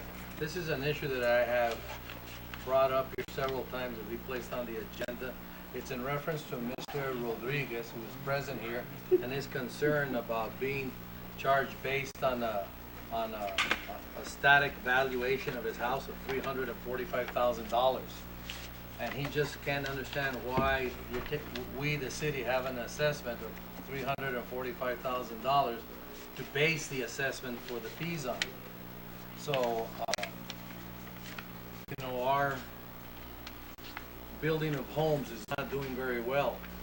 here in Nogales. And that's one of the reasons why we have to annex to get more people here, whereas Rio Rico is now, has a greater population than the city of Nogales over all these years, because everybody has gone out there to build. And we have a person here that wants to build a home in Nogales, and we're having a difficult time with him doing it. So, you were gonna give me a report last time, Mr. Hernandez, weren't you, on what conclusions you've come up with, Mr. Hernandez? I mean, Mr. Rodriguez? Go ahead, I'm asking the question. Good evening, Mayor, Vice Mayor, member of the council. There was a couple of meetings that I had with Mr. Rodriguez. Just to clarify, on the agenda is the water supply fee. That fee is not based on the building valuation. The building valuation is used to determine the fees for the building permit and the plan review fees. There are different fees. When I approached Mr. Rodriguez, I explained how we calculate it. It's based on an ordinance that was adopted in 2008. It's not a property value, it's the building. It's an average of the construction cost, okay? The house is, I have a copy of the plans. It's a 2-floor building, 2,700 square feet in each floor, 3 bedrooms, 2.5 bathrooms, TV room. So it's a big house. But still, if that house is built on Vista del Cielo, on Meadow Hills, the building cost will be the same. It's not based on where it's located. On the agenda, the water supply connection fee, that's a standard fee, and that was approved back in 2004. Is based on the water meter size, is 3/4, so that's the flat fee, is 2,300 something. I explained to Mr. Rodriguez about that. So the only thing that me or staff is doing is following the orders. So it's different fees. One is the fixture units is for the sewer fees. This one is for the water service, and the building permit is based on the building valuation. Mr. Rodriguez. So then, what Mr. Hernandez is saying right now is that... Delgado. It's okay. I can't shoot them. You retired meaning like Polacas. Hernandez. Well, Palacas used to work for him. Hernandez, yeah. That's what Señor you're... de oro. Yeah. Chino, what... Esto del water fee, ¿ese es el problema que tienes? ¿The connection? Sí, buenas noches. Buenas noches. Cuando el mayor Fontes dijo que hicieran ese proyecto, puso el agua y el drenaje a cada propietario de la esta para que no quebraran esta. Ahora dicen en la ordenanza que es para llevar el agua. Mi medidor, que donde yo quiero construir, y hay un medidor que hay una casa ahí. El drenaje está allí también, dejaron listo para que se conectara. Es más, hay válvulas de presión del agua en mi terreno ahí enfrente. Cuando yo iba a empezar, otras personas que ya se retiraron, dijo, le vamos a quitar aquí las válvulas de presión del agua. Ya nos habían puesto eso y ahora me salen con que para conectar el drenaje y el agua son casi $5,000. ¿De dónde? Ahora, otra cosa, ahí le va para todo. Una persona que quiso abrir un car wash, un lavado de carros, el medidor le costaba $7,000. Yo hablé con él, me dice, ¿cuántos carros tengo que lavar para sacarlo del medidor? ¿Cuánto se cobra por lavar el carro? $15. Pero lleva agua, luz, material, y el empleado le viene y le voy a poner $10 de los 15 al dueño, pero no para él, va a ser para sacar los $7,000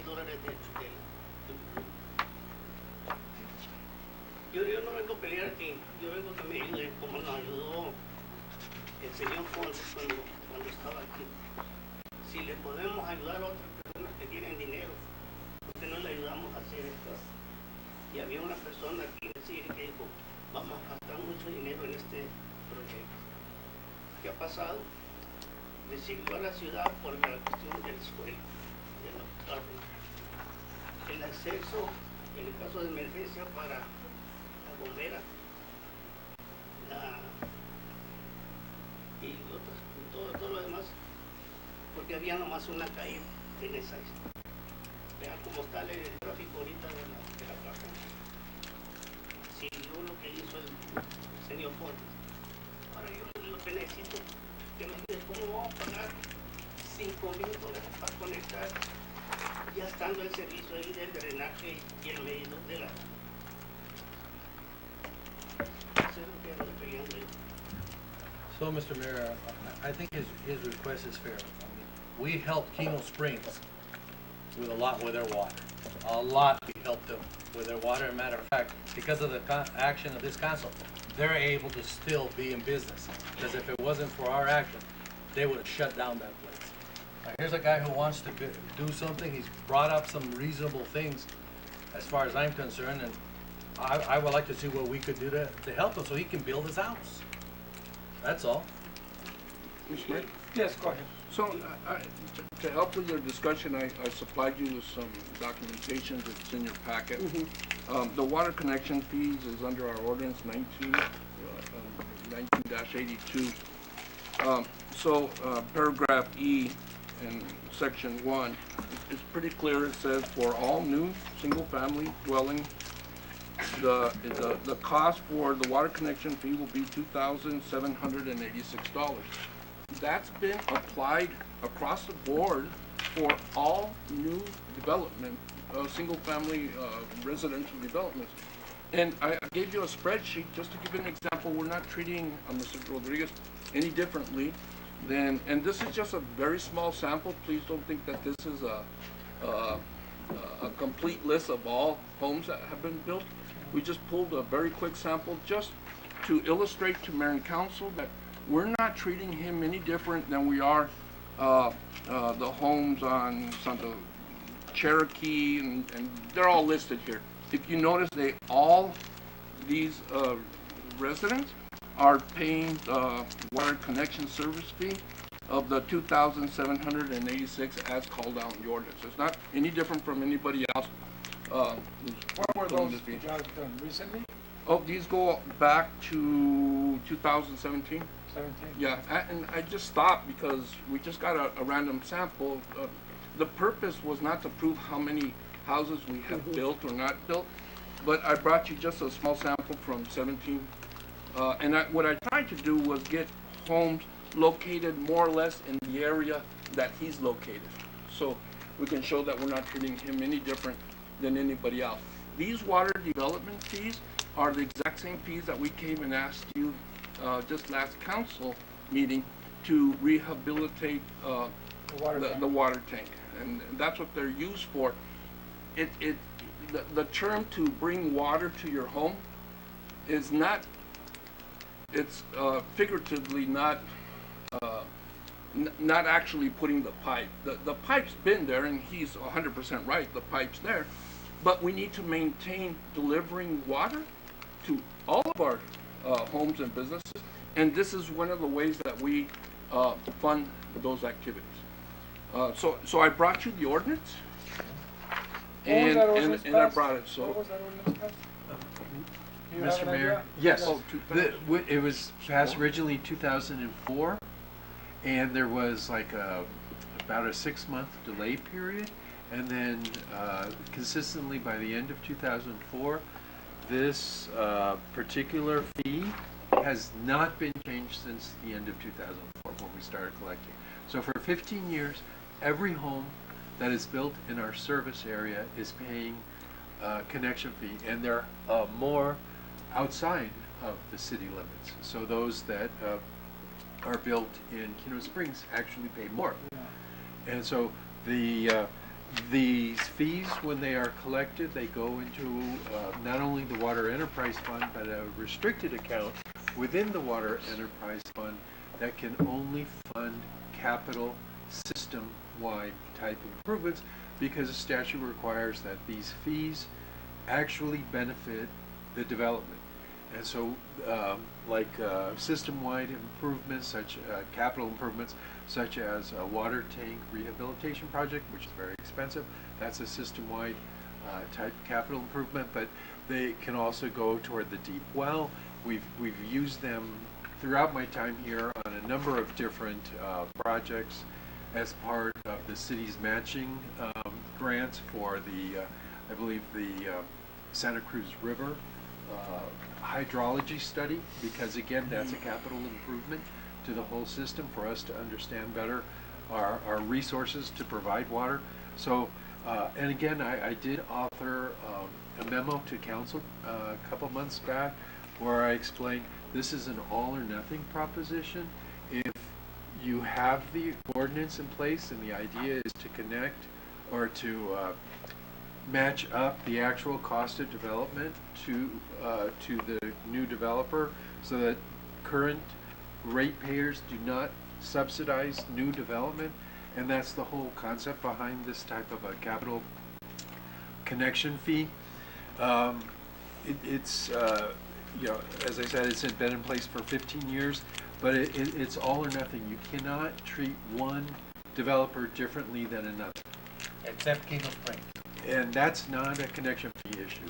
But there's a big savings in water there at the expense of the Well, city. we can have that discussion, but that's apples and oranges. To me, it's not apples. Okay, and I understand that, Councilman Verona.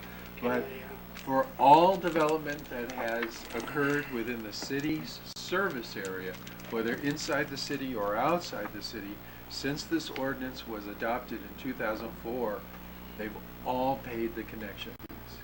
And that is the way it has to be. You cannot deviate from that, and if you do, then you're going to get a claim for refunds from those developers who have paid. So it's either, so the way that the discussion item is presented here is bring back an amendment to the ordinance and get rid of it for everyone, and then we have to have the funding of the capital, but essentially that is new development will be paid for and subsidized for by current ratepayers, because this source of revenue will be taken away from here on out, or it has to be applied uniformly. There's no middle ground. No, something has to be happening here, Mayor, because everybody's going to Rio Rico. And now we have to annex to get more to have a head count. So there's something that's wrong with our policy here. Does anybody know how much Rio Rico pays? I didn't look that up. I can definitely get that for you for the water connection fee. Let me mention this thing. I'm up to the point right now. If you help me, fine. If you don't, that's fine. But a lot of people that works in the construction, laborers, they have asked me to, what happened if I'm gonna build a house, I'm trying to get I mentioned the prices for the permit. The first time it was $8,115 just for the permit. And whoever is building right now will be construction companies. They at the end, when they want to sell in the house, they add up to the price. They're not going to pay. They're not paying the $8,000 by themselves. So whoever buys the house is paying for the permit fee. So it's up to you. Mr. Mayor, Yes. by amending this water connection supply fees, how much would it save the contractor? I guess I should be asking that to Councilman Barona. How much would it save the contractor by amending the fees? Oh, he's doing it himself, but I don't know. Chino, tú dijiste que era 5,000 y dijo Mr. Kissinger que era 2,700. That's just one part. The total to connect the water, it's $3,772. You got that right there. It's right there. So I have, maybe I can help with a conversation. So for Mr. Rodriguez's water connection fees, total $3,285. 319, and all this is by ordinance. They're not arbitrary. And I have 13 other examples in your packet of other people who have similar charges that they have paid to construct their homes.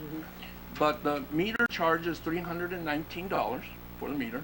The deposit to open up the account is $120, and I believe that deposit's refundable upon closing the account. So that could come off at the end. The establishment fee is $60. The big one that we're talking about here is the water supply connection fees that's applied to all new residents within the city. It's a little bit more expensive if it's done in the county, but in the city, that fee is $2,786 by ordinance. So his total, just for the water connection fee, would be $3,285 for water connection, water fees associated with the construction of his new home. How about the sewer line? Sure. The only thing that I brought in front of the mayor council, because that's what was requested of me, to have a discussion about water connection fees. I did not do sewer, plan review fees, or any of the other fees. This isn't the only fee that is associated with building a home in the city of Nogales. To connect the water and the sewer line, it's up to almost $5,000. Yeah, I wouldn't argue with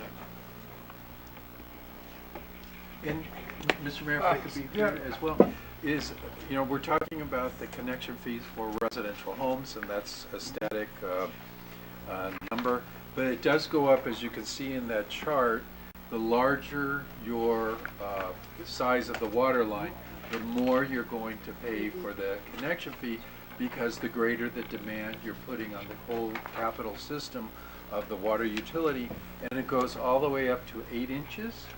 And it's like, oh my, that's theoretical, right? Nobody actually has an 8-inch line for use. But 8-inch line went into the new port, Mariposa. And the federal government, through their contractor, paid the city that 8-inch connection fee of $278,600. That would go away if you went and took away this ordinance. So no more future. I mean, I don't think we would have to refund that. They've gotten the benefit for several years now of the capital improvements. Basically, commercial development. I don't see how you could say, oh, we're only going to keep commercial development, but we're going to take out all of residential. So it's really, all, as I indicated, all or nothing, including the possibility of when someone connects in the future with an 8-inch line, if they ever were to do that, and I don't think that's really in contemplation, because the contractor said there's only one other time that he paid an 8-inch connection fees when he was building Bank One Ballpark in downtown Phoenix. But they needed an 8-inch here at the port, and so they wrote a check to the city, $278,000. Did the county do that for the jail? I don't think it was 8 inches. But the issue with the county, and Mr. Lucero was here, is they didn't build in connection fees into their budget. Yeah, but that was a problem. But they paid them. They paid it. They paid it in total. It was over. Yeah, it was 400,000. When you put the two of them, the sewer and the water together were 400,000, and the county had to bite it because even though it wasn't in their construction budget, because we said that's the demand that you're putting on our system for us to be able to supply it. So all of that would go away if you decided to rethink this ordinance. Well, I don't think we can lose that. And it's not an uncommon ordinance for municipalities. Absolutely not. Every municipality has an ordinance. So it's been around since 2004. 2004, the exact same numbers. We've never changed those numbers. Mr. Mayor? It's on it. Go ahead. Yes, go ahead. Okay, I think that in order to attract new business into the city and new residents into the city should come up with some type of incentive, for the people who build in Nogales and people to come and bring their business to Nogales. I think we should start thinking about that for the future. You done? Yes. I'd like to echo Councilman Bojorquez's comments, that we need to do something. Because if you just look at the population of Rio Rico, maybe one of these days they're gonna say to themselves, we might as well incorporate.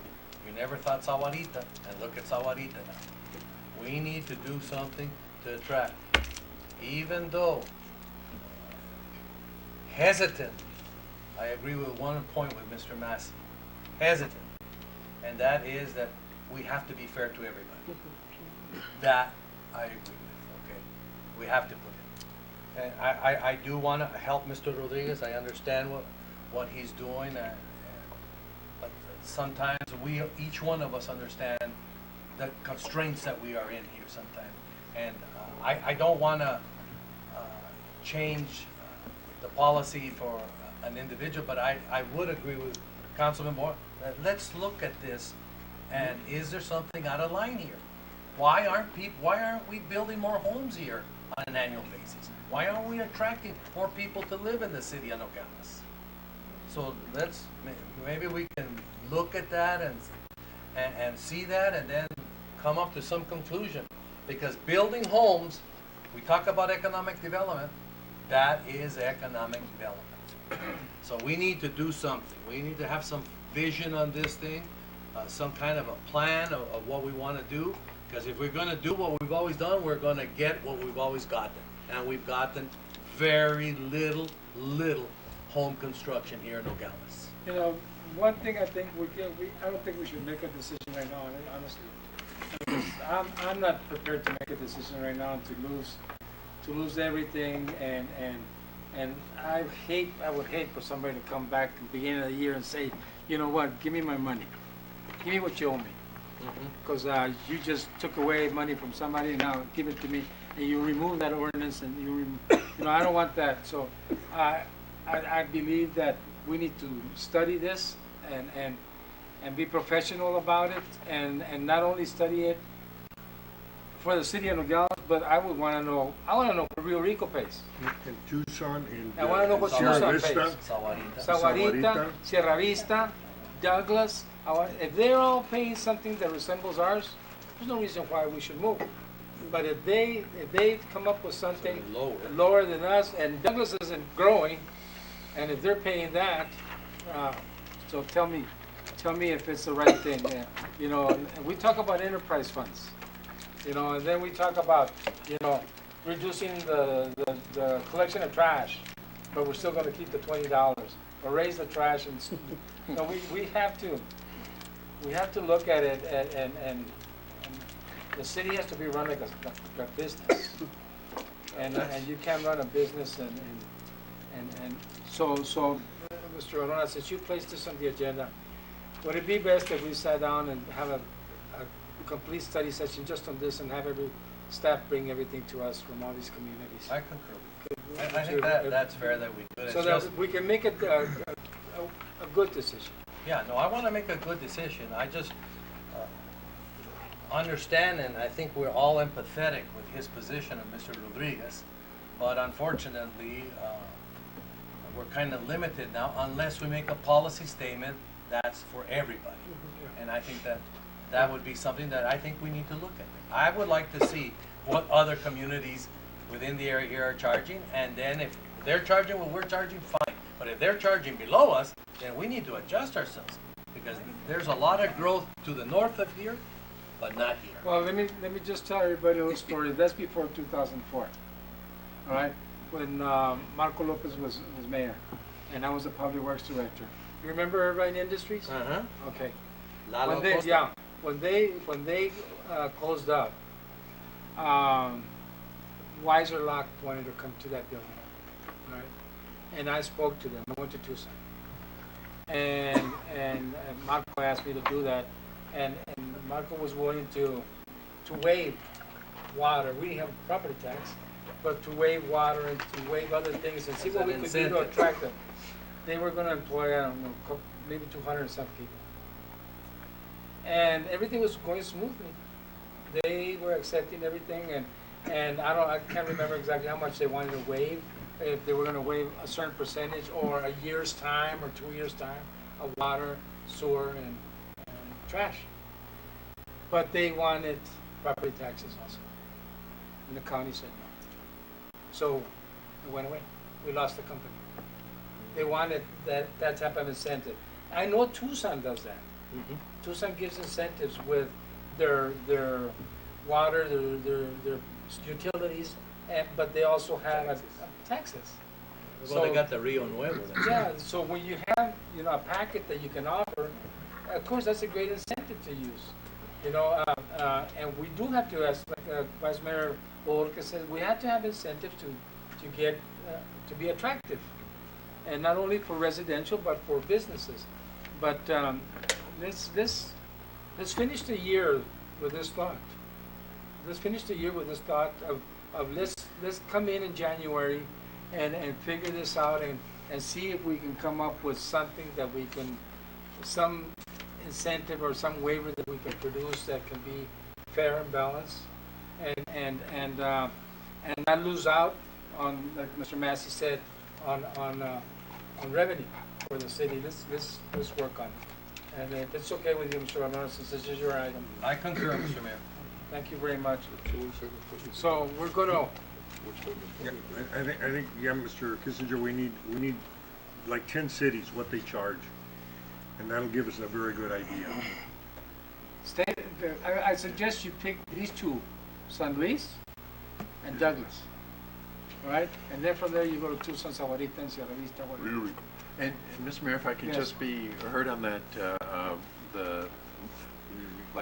how the number was derived for this fee is based on our actual costs. And so what happened is a study was done, an economic study was done, and they broke down our what the cost would be for us to provide additional units of service, for capital investment, and they broke it down into single-family dwelling units and then other size of these meters. So there was a study done on our actual costs at the time that the ordinance was prepared and adopted back in 2004. Okay. So it was based on real-world considerations. And we haven't gone back, we haven't redone this study, but everyone's assumption, everyone's understanding is it would not be less than what it was in 2004. Yeah, but if Tucson, what I'm saying is, if Tucson has come up with a formula or a way to put an incentive or a waiver on it, I mean, that's what, I understand we have that. But is there something that we could do that could say, because an example, say a developer was to want to come to Nogales and we do annex that area over there. And they say, we want to develop that area and we want to put in 3,000 homes and do the infrastructure, do everything. And they go, what do you offer? Can we have something to offer? Can we, or we just say, no, but this is what we got here. Right. You know what I mean, Mr. Massey? Oh, absolutely. See if we can come up with something, but I mean, it's got to be fair. Right. Mayor, just a Yes. final comment that we have on this city summit.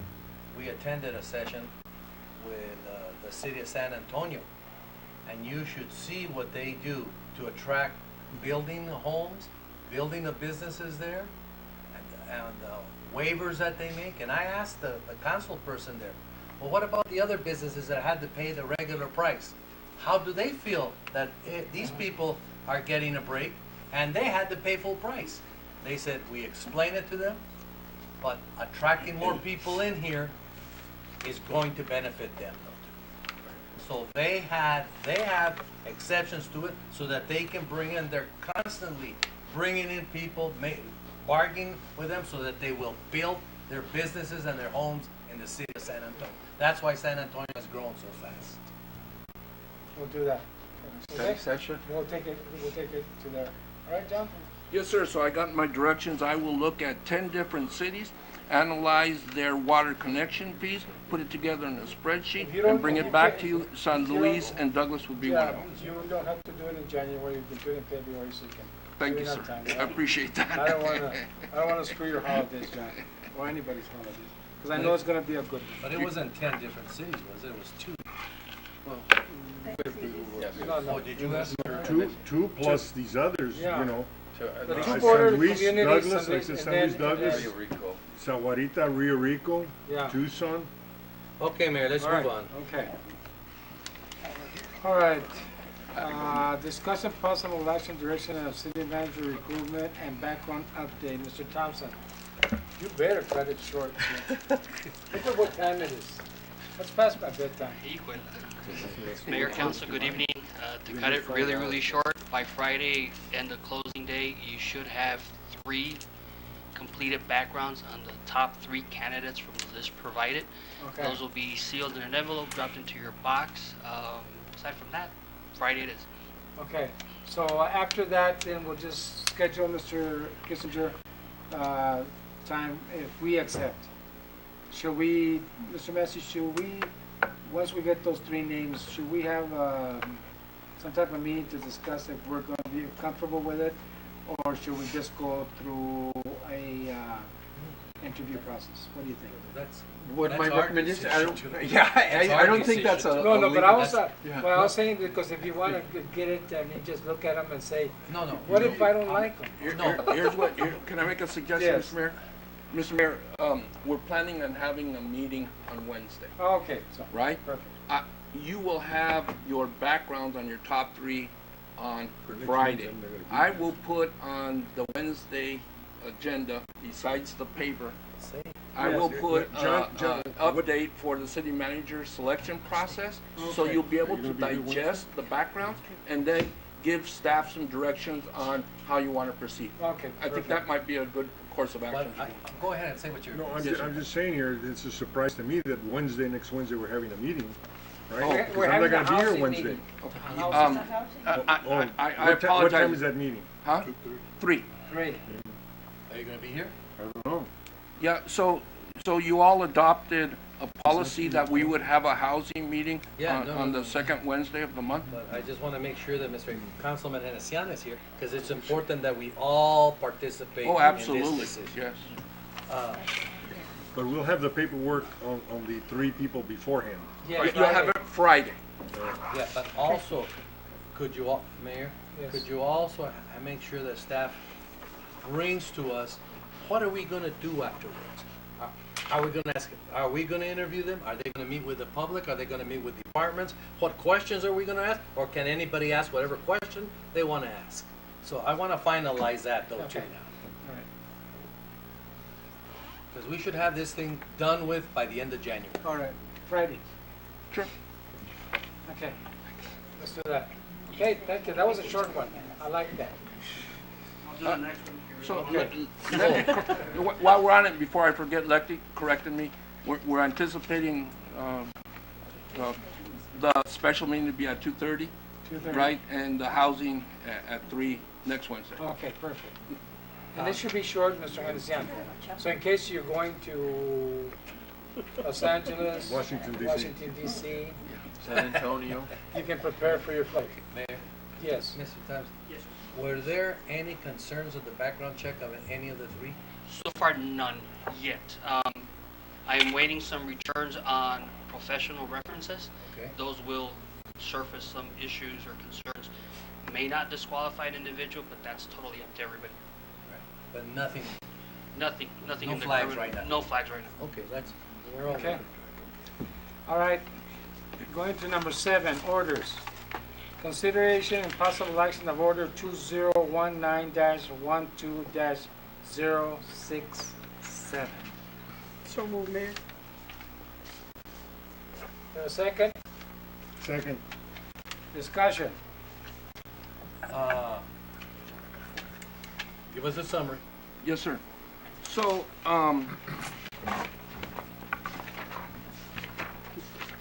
so what happened, I was thumbing through it, and this is all included in your packet. On August 28th, Dr. Felix, a former city manager, appointed our Human Resources Director, Carmen Fuentes, to her position. In his appointment letter to her,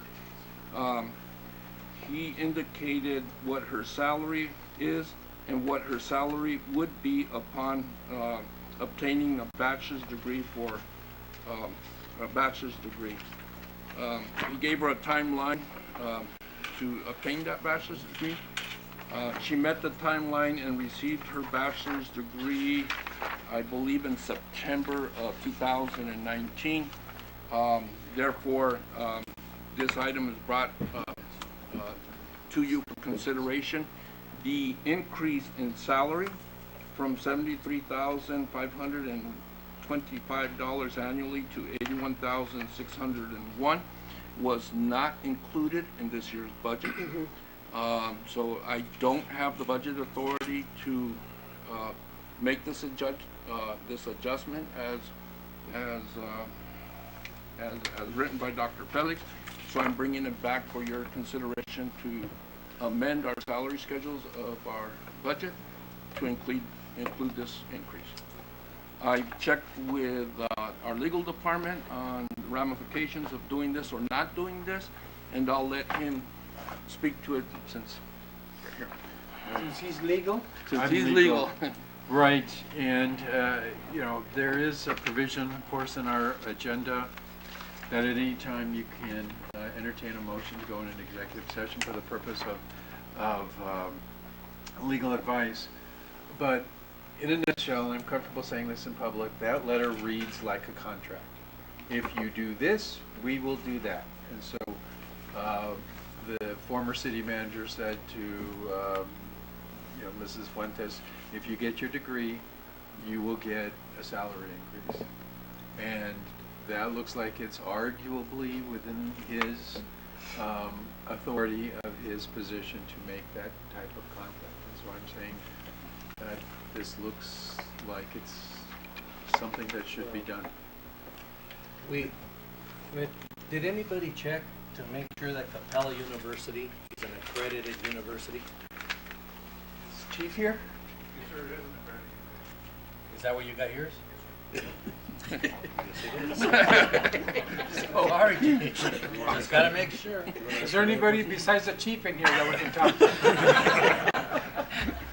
The only thing is that this is my experience, that from what I've read on the background deal, we don't have to honor this request. But what happens is, when she finishes her employment here, she'll go directly to the Department of Labor, file a complaint against us, and they will come back and they will retrieve the money from us. Are you speaking from personal Yes, experience, I guess, Councilman? yes. Well, We got- I will just say that employers typically lose. Yes, they do, and we did. That's why I'm just giving you, sharing some experiences that I had during my during my tenure as an administrator.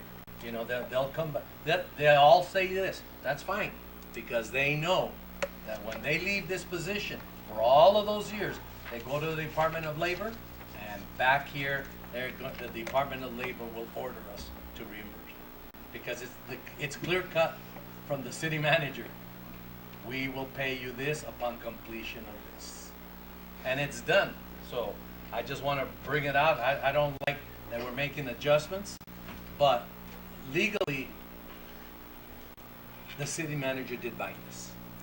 And I think you concur with that, Mr. Massey?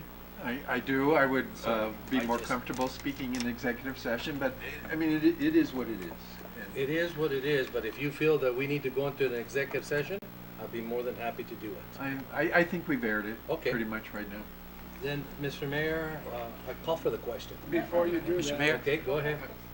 Before you do that, I just want to, yes. Go ahead, Jorge, Mr. just wanted- Jorge. Okay, go ahead. I just have a question. During the year, how many times can we amend the budget? 'Cause It's my understanding, Councilman, as many times as you want. I don't think there's a limited number of amending budgets, right? The alternative is to be doing something that's contrary watch out. to the budget, which is just not right. As it refers to the budget, in the past, we used to do budget amendments, and we would have Mr. Kissinger sign off on them. But during one of our budget sessions, one of the councilmen did express a concern that why were all of you approving the budget when we were just turning around and modifying it to our needs? So we immediately stopped doing any budget adjustments. And since these are more sensitive because there's Jeanette, payroll. the question is, from the vice mayor. Oh, how many? Is there a rule that says you can only amend the budget 3 times during a year? No, there's no, as long as we There's don't no. exceed the tentative budget that was approved, Correct. then there is no limit on the amount of budget amendments. But because of all of these extra salaries that we've been paying out, will we exceed the tentative budget or the adopted final budget? We will not. Okay. Because I don't want to get into that predicament either. Thank you. Well, so since you called for the question, and before we take the vote, before I vote, I just want to say one thing, that I will be voting no on this. And the reason I will be voting no on this is because of the process. I can't believe a city manager telling you that you will get salary increase a year later on another budget year. Is he like a wizard or something that he can tell if the budget's going to be good to be giving the money away? And then this letter was only between the city manager and the director. Not the council, CC'd the council, not CC'd finance department, not CC'd legal, nobody, just between 2 people. So for that reason, I can tell you right now, since you called for the question, I will be voting no on this. So, whatever, you want to make a roll call on it, or do you like? Mayor, I just want to make a comment.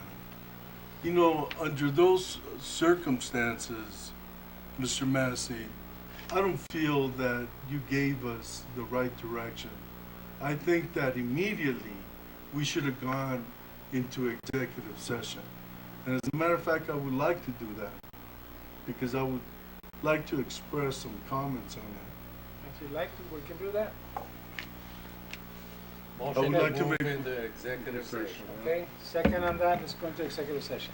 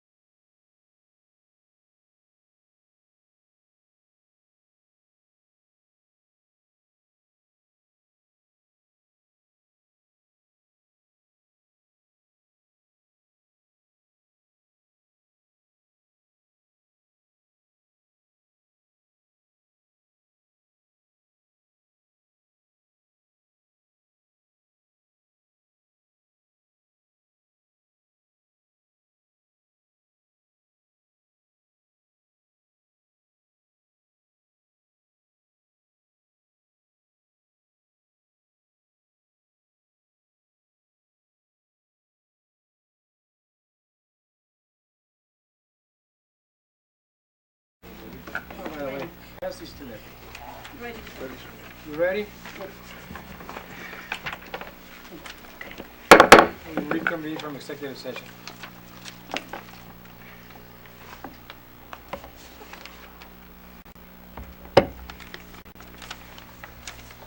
So I guess we vote now, huh? Roll call, Mr. Mayor? Roll call.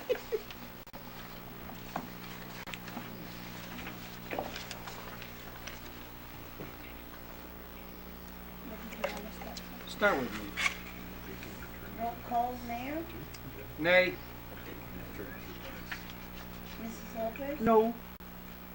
Mr. Rojas. Aye. Mr. Maldonado. Aye.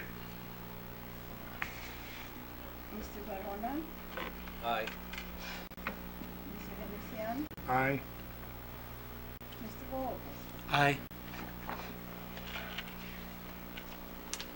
Thank you very much.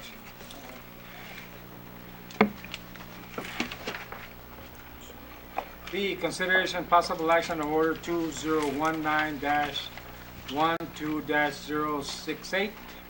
So move, Mayor. Second. Discussion. On this one, Mayor, it's pretty clear. I think we as a community need to make sure that we fulfill this so that we can get down to exactly, is there any kind of activity happening within the structure of the city of Nogales that has to do with any kind of allegation of union busting?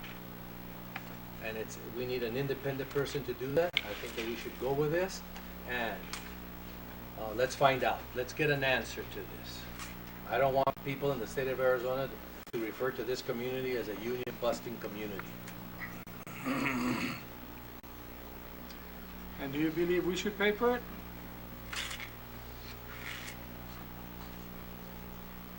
Are you speaking to me, Mayor? Or anybody? Do you believe we should pay for it? I don't know, it's a very good question. I don't think so. I'm sorry. Is that something, Mr. Massey, is that something that the union would pay, or whoever's questioning the deal? I think that's subject to negotiation, Mr. Mayor, and there's nothing in any of our contracts with the unions that would obligate us to pay for an outside investigator in this situation. But if it comes to it, I know the individual, Miss Teresita Flores. She graduated from law school ahead of me, and I graduated high school ahead of her. Oh. So she's a legitimate labor type investigator. But Mr. Mayor? Yes, go ahead. Mr. Mayor, I took the liberty to reach out to the president of the Communication Worker of America, Mrs. Linda Hatfield, anticipating you might have the question about the cost. I asked Ms. Hatfield in my email if she would be willing to entertain a cost sharing on this investigation, and I have not received a response, but she's here tonight, and I don't know if there would be something you would want to ask her. But I haven't received a response. Are you willing to answer? Yeah, come to the podium.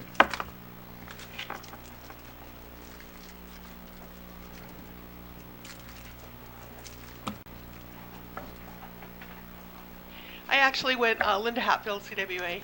I went to my national and asked that exact question because I actually thought it was a bizarre question, because if we feel like our rights have been abused, and when we've complained about this many times, and I know Mr. Kissinger will say the one and only time you complained to me that I was able to do anything about it was the issue with Victor at the park, and he investigated that, or I guess he had the police department investigated it. But we brought up many times that people were complaining about activities happening at work, other people, and I talked about it last time I was here, people being given overtime to drop the union and to stay in this other association. I mean, we gave lots and lots of examples. So one of the times our national rep was down here with us, we met with Mr. Kissinger. We were in his office, and we said, okay, how do you suggest we get this investigated? Because it ought to be somebody from the outside, because at this point in time, I don't feel like you want to do it, and, you know, we're not going to do it. So what does that look like? And he said, we hire consultants all the time. You know, we'll hire a consultant. So we talked about that. I didn't really know anybody because I've never had this experience before. And so we agreed that I would go to Tucson and ask them, because they use actually Terry Flores for EEO and various type of investigations, and Liana Paris. And so first we talked to Liana, and she was willing to do it. Then she decided she was doing something else with a different contract. And so then we went back to Mr. Ortega's office, and he recommended Terry Flores. So we reached out to her, and granted, the cost or the estimate she sent to Mr. Kissinger. She didn't send it to me, but he forwarded it to me. And you know, I don't know. Maybe that's high. I have no idea, because like I said, I've never had this experience before. But I think, like Dr. Verona said, we want to put this to bed. We want, because we believe there's still activity happening as we speak. There's still things happening as we speak, and we would like to have this investigated. And the whole idea would be that she would interview people impartially. You know, like, we're not going to be there. The city's not going to be there. It's going to be, you know, they're going to be somewhere else where they feel comfortable to talk about what's happening. And if her findings come back that nothing's happened and there's no valid points, then fine, we're done. But I just think that until that happens, it just continues and continues. And even with the raises that happened last meeting, you know, that was with one of the people that's in the other association you gave a raise to. And so the next day, our people reported to us that they went back and said, oh, see, CWA is really weak. The association was able to get Joaquin Hernandez a raise. And it's just stuff like that all the time. And so we want to, you know, we want this resolved as well. We want a fair investigation. And I don't know her. I mean, if you know her, that's great. Like I said, she came highly recommended. But I think it would be well worth the money. Because the other thing that Mr. Kissinger has told me is, you know, you could just start filing a lot of grievances. Well, how long do you think that's going to take to cost you that much money? Because every time we file grievances, then we have all these people in meetings to talk about these same things. So at the end of the day, I would really prefer not to do that. I would prefer to just have an investigation, find out what's going on, and get this over with. Okay, now, the question is, are you willing to pay for it? No, I'm not. Okay. Because we are not the people that did anything wrong.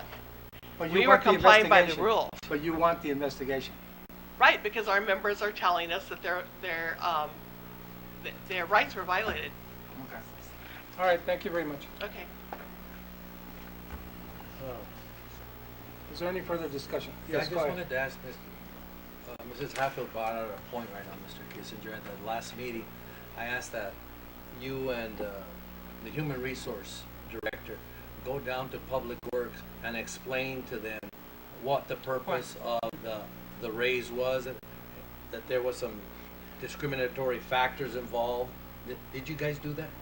I'm unfortunately, Carmen's not here. I know that she was reaching out to schedule that or to get that done. And quite honestly, Dr. Verona, I don't know the answer to that, if that's occurred yet. Does anybody over there know? No, I guess it hasn't occurred quite yet, sir. So could you find out? I asked Yes. the last meeting, it should have been done the following day. There was an urgency to it so that these things wouldn't happen. Mr. Mayor, Let's go ahead. Mr. Mayor, was there a motion to item B in a second? Yes. Yes. We're in discussion for the motion. Ken? I would be in favor of this. I know that the union situation, when we went through the budget, they weren't taken care of. I believe that they did not do a good job in handling that. The unions, in good faith, have come before us several times on different situations. And I think it's about time that we do spend a little bit of money. It's not a little, but I think it is. And I think that we need to make things right. And I'm for this. Any more discussion? No, Mr. Mayor, I do once again support Councilman Rojas on this. $4,000 to clarify something that could bring millions of dollars of bad publicity to the city, to clean it up for $4,000, I think is good faith on our part. I call for the question, Mayor. All in favor signify by saying aye. Aye. Opposed? No. So it's 2-5, Lippy? Yes. Consideration and possible action. What's 5 that? to 2. Or 5 to 2. Yeah. It doesn't matter. Understand anyway. Consideration possible action of order 2019-12-069. So move, Mayor. Second. Discussion?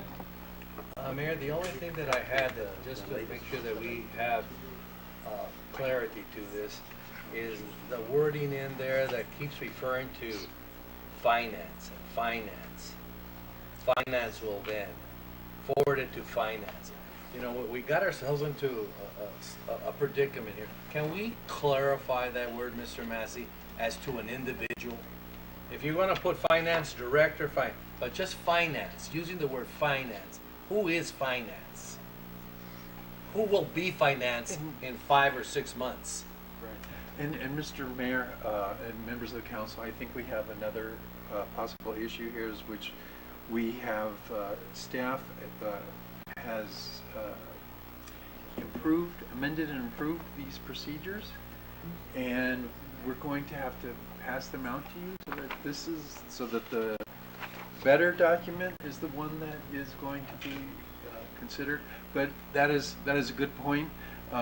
When it does say finance, though, it's ultimately at the responsibility of the director of the finance department to make sure that those obligations, where they say finance, then that's Even if you put finance department, that would clarify.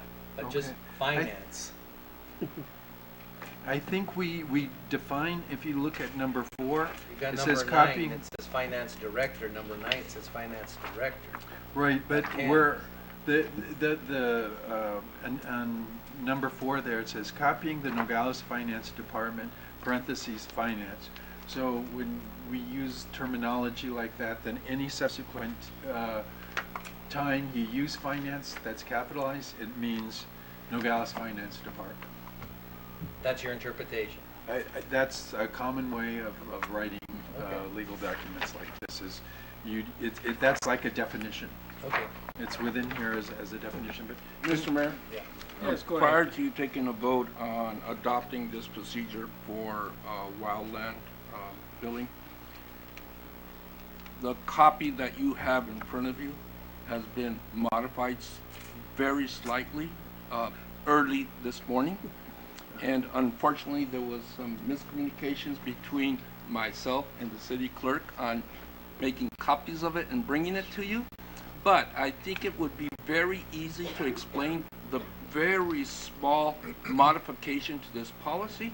And I'm going to share that responsibility with Mr. Massey to explain to you that very small difference. And again, we want to bring to you the best document that we could possibly have that reflects how the fire department and finance are going to work together and make sure that the error that occurred previously will never happen again. And so the fire chief realized that in addition to everything else that is set before you in this billing procedure, there's an important piece of communication that needs to happen between our finance department and the state forester, which is to set forth our hourly rates for our firefighters. And that has to be updated every year, so that when we bill them, they know what the hourly rate is. And so we've modified this to just say, that's going to be the first step, which is every year the finance director, by the time the budget or the fiscal year starts, which is in July 1, she will have communicated, or the finance director in the future will have communicated with the State Forestry Department, and that information will be available when the tentative budget gets adopted. So between the time of the tentative budget and when the time the fiscal year starts, the communication will be done between our finance department on behalf of the city with the state forester, so that we all are on the same page once we start billing on the new fiscal year for the firefighters' proper rate. Did I explain that correctly, Chief? Yeah, absolutely. Okay, so, and we just, this last week, ran into that problem. So running into the problem, we wanted it in this document, so that when we present it to you, you have the best working document that we can think of to make sure that everyone's working on the same page with each other cooperatively. But the accounting manual, like the personnel manual or any of these other manuals, tends to be a working document. So as we see problems or areas that maybe need clarification, we may end up bringing it back in the future. But this is going to be our best effort at this point. So we struggled, if you don't mind, we struggled in minute track getting this one out of the agenda that we sent out, and the new one that Mr. Massey, I don't know if you all want to review the new policy. I don't think there's a sense of urgency. We could even motion to table this and bring it back to you on Wednesday, giving you a chance to review that policy, or you could vote on it tonight. It's just the first page. It's really just item number 1.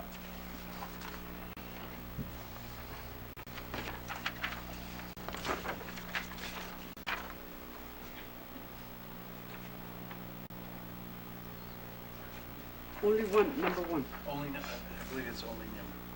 Oh, and number 2. And number 2 too. And number 3, everything's changed. Number 3 is number 6. Yeah, everything's changed. Right. I suggest that you Motion table to this table, item Mr. Mayor. and bring Yes. it back on Wednesday, Yeah. because Yes, the whole page is changed. it was indicated to me it was just number 1, but upon further quick review here, I think the whole thing has significantly changed. So Yes. Yeah, quite a bit. Okay. Table, vote to table.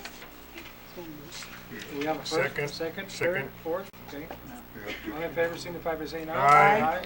Thank you, Mr. Mayor. Opposed? Yes, have it. All right, D, consideration possible action of order 2019-12-070. So moved. Second. Discussion? Could you just explain why we're changing? Yes. And the reason for it? Mr. Mayor? Yes, go ahead. The best person to explain this change is going to be the fire chief, who worked very diligently on analyzing this and bringing this item forward. So, Chief, do you mind coming to the podium? Jeff Sargent, Fire Chief.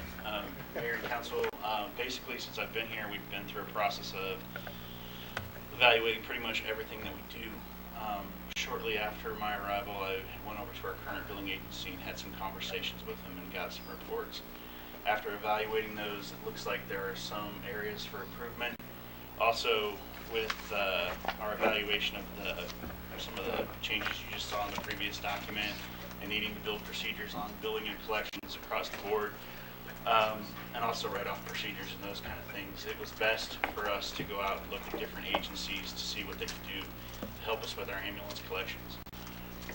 One of the things that we see on our accounts receivable is we have a number of claims that are for insurance companies that are over 300 to 400 days in there, which basically makes them non-collectible.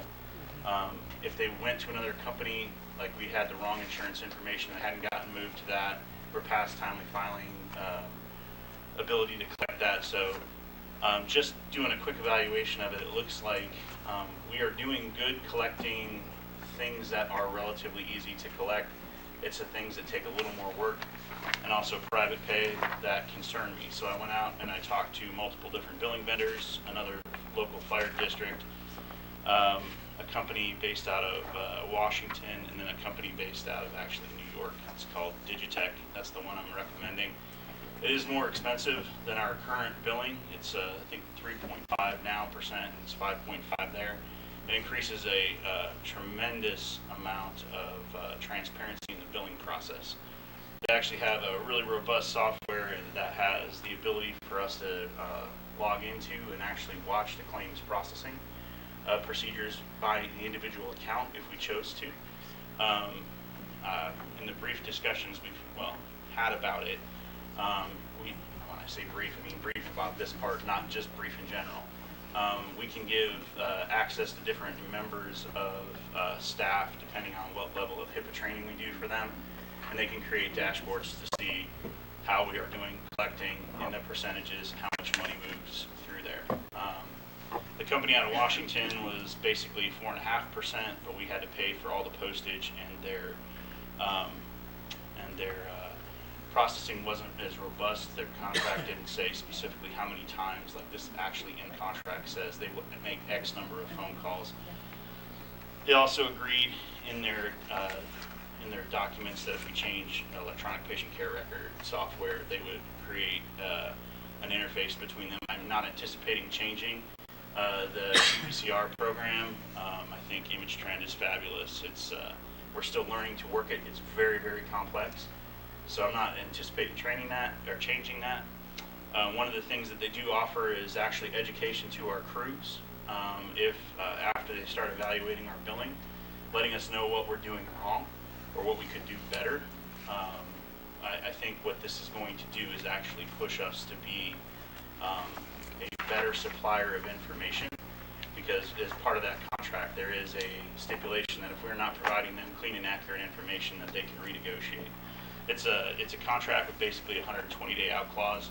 Either party can pull the plug on it if they want to. The other aspect of this is a collection agency, which is used by multiple different departments throughout southern Arizona. Actually, real quick, Digitech is used by Northwest Fire, and when they moved from their vendor to Digitech, they saw an increase in collections, which I anticipate as well. I can't tell you what percentage that is. There's just, looking at the numbers, there is a definite room for growth on that. So the collection agency, currently we do not have a collection agency for ambulance billing. When I say collections, it's after the billing department, and they're unable to either get payment or start a payment process. It's usually transferred to a collection agency. We do not currently have one, so I started looking for those as well in this process. This entity, am I going to continue, Mayor? Yes, yes. Oh, no, I didn't know if you had something for me or... No, no. Okay, no, just I was talking to myself. No, I was talking to John, I'm sorry. Basically the city of Tucson, Golden Ranch, Avery Valley, Rincon Valley, all use the same collection agency. They're very experienced, as Mr. Mastic can tell you, that there are some really weird, unique idiosyncrasies in the Arizona Department of Health Services procedures on collecting funds from people. We can't discount, we can't do things along those lines. And so this entity has a vast experience in Arizona and the idiosyncrasies with that process. They also, both of them had said they would help us as we write more policies and procedures and bring it forward to you, setting up how we do our write-offs and those kind of things. And so that's why I recommend going with these. Yes, they are more expensive. From the billing perspective, the collection one is pretty much common across the board as far as collection goes, the percentage there. But I think the transparency and robustness and the actual software that they use and our ability to really dial in and see what's going on inside of our collection is exceptionally vital in this, in making sure that we're picking up we've talked about it from annexation through all these different things that we need to be increasing revenue towards the city. and this is definitely a way to do it. The 2%, you know, on $1 million, 2% is about 20 grand. It's a chunk of change, but people have asked the question when we were talking about this, why do not we do it internally? But for 5.5% on $1 million right now, you don't even get one FTE for that. And the reason why we're looking to go with a larger agency, so Digitech does the city of Dallas. So they're used to billing, and they have a deeper pool. So we're not training one person. They have a large group of people that are experts in billing. And for the call volume that we have, building our own department would far exceed the expense of those two contracts. So Chief, it says here, Digitech for ambulance bills is 5.5%, and for professional credit it is 20% of those accounts? Correct. So that's a big. Basically, 5.5% is of what they collect. So what happens is after they've gone through the process of doing as much as they can to get an insurance company or an individual to pay, the 20% is because that is a heck of a lot harder cash to collect. So basically, if in a collection process there's something called skip tracing, and currently we're not really doing that. So what skip tracing is I transport somebody to the hospital, but I put the address wrong or I have the name off a little bit. They don't show up at anything. Nobody responds to the email or the mail that we sent because we're a digit off. The collection company is the one that runs that to ground and finds out why. And so they do collect more on that, but it's a lot harder cash to get. It's not so that's why it's such a disparity, because the ambulance stuff for insurance companies is a lot easier cash to collect.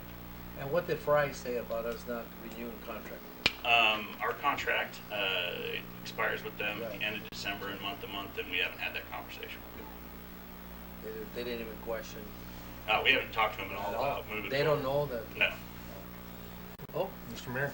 Go ahead, Councilman. You know, I've questioned this, and you know that I've questioned our building. We changed over to them like, I guess, 5-6 years ago, and it really showed no increase. It showed a very minimal increase from what the city was doing. Even though the city did expend a lot more money because they had people working on it. So I welcome the idea of getting somebody new in there, because we've been doing it for 5-6 years and we haven't gotten anywhere on it. And hopefully your touch with the whole situation will bring this about. Like you say, all we need to do is get in my opinion, is we're missing $400,000 from there. And I said that, and I think that's what they can pick up. I'm pretty sure they can do it. If they know what they're doing and they can do it, it's well worth whatever it is. Yeah, I'm not exactly confident on the 400,000 number. I have done a few ambulance billings through my time, and I am confident that we can collect more. I just don't know how much. But the one thing I am sure of is that we'll be able to explain to you, and we actually had this conversation when we were creating the agenda item. I will be able to create detailed reports for you monthly as a group, and that way you know exactly where we're at. And the finance director will also have the portal to where she can, and they will actually build a dashboard for her exactly how she wants to see it.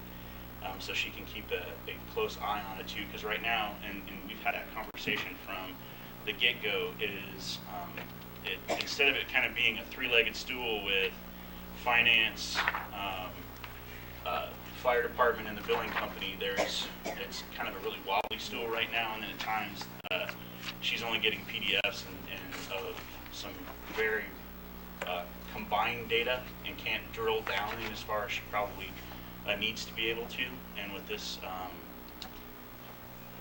entity, like I said, the software is some of the best that I've ever seen, and will give access to, like I said, depending on who wants it and how much HIPAA training they want, but gives the access to us to create portals so they can see different aspects of our billing. Go ahead. And hopefully within a year we should be able to see if it's working or not. I mean, hopefully within 6 months we'll see if it's working or not. Yes, you will. I would say a year is probably really optimistic, because we're going to be switching a lot of things, and we're also going to be actually starting to send things to collections, because right now we don't send them to anybody, and so they're billing up. So I think over the next year to 18 months, you'll really see what our number is. I'm assuming when we get to the 18-month mark, you will have a much better idea of what our cash flow really is from the ambulance transports. Chief, thank you very much. Well,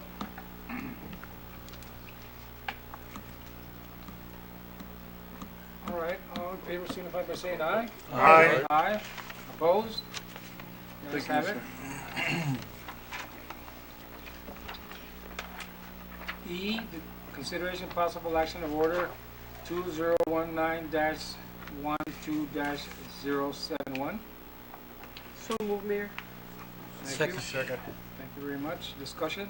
And explanation? Yes, Mr. Mayor, as we put our water rate study together, there was we had identified several needed capital improvement projects for the water department, and we all realized that at the time when we did the water study that these projects would need to be financed. There was talks about doing a bond issue or what we brought in front of you, a WIFA loan issue. We worked very closely with our finance department and our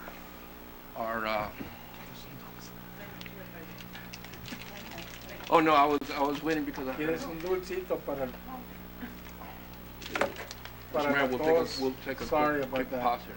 This will So, freshen it up. with our financial advisor and our public works director to identify the projects, we have identified the projects, and we're ready to apply to WIPA for the finance to implement these projects. And the list of projects, the capital water projects are attached to it's contagious, no fair. Yeah, it's happening. To the order. Staff is I had recommending. enough for everybody, okay? So don't start coughing. Staff's recommendation, Mr. Mayor, is that you pass the order giving us the authorization to go out and seek this with the Marcy wants another one. And Mr. Mayor, for the sake of just time, if that's of a concern of this council, the next item is the exact same thing, but on the sewer side. On the sewer. Oh, Yes. the other one is on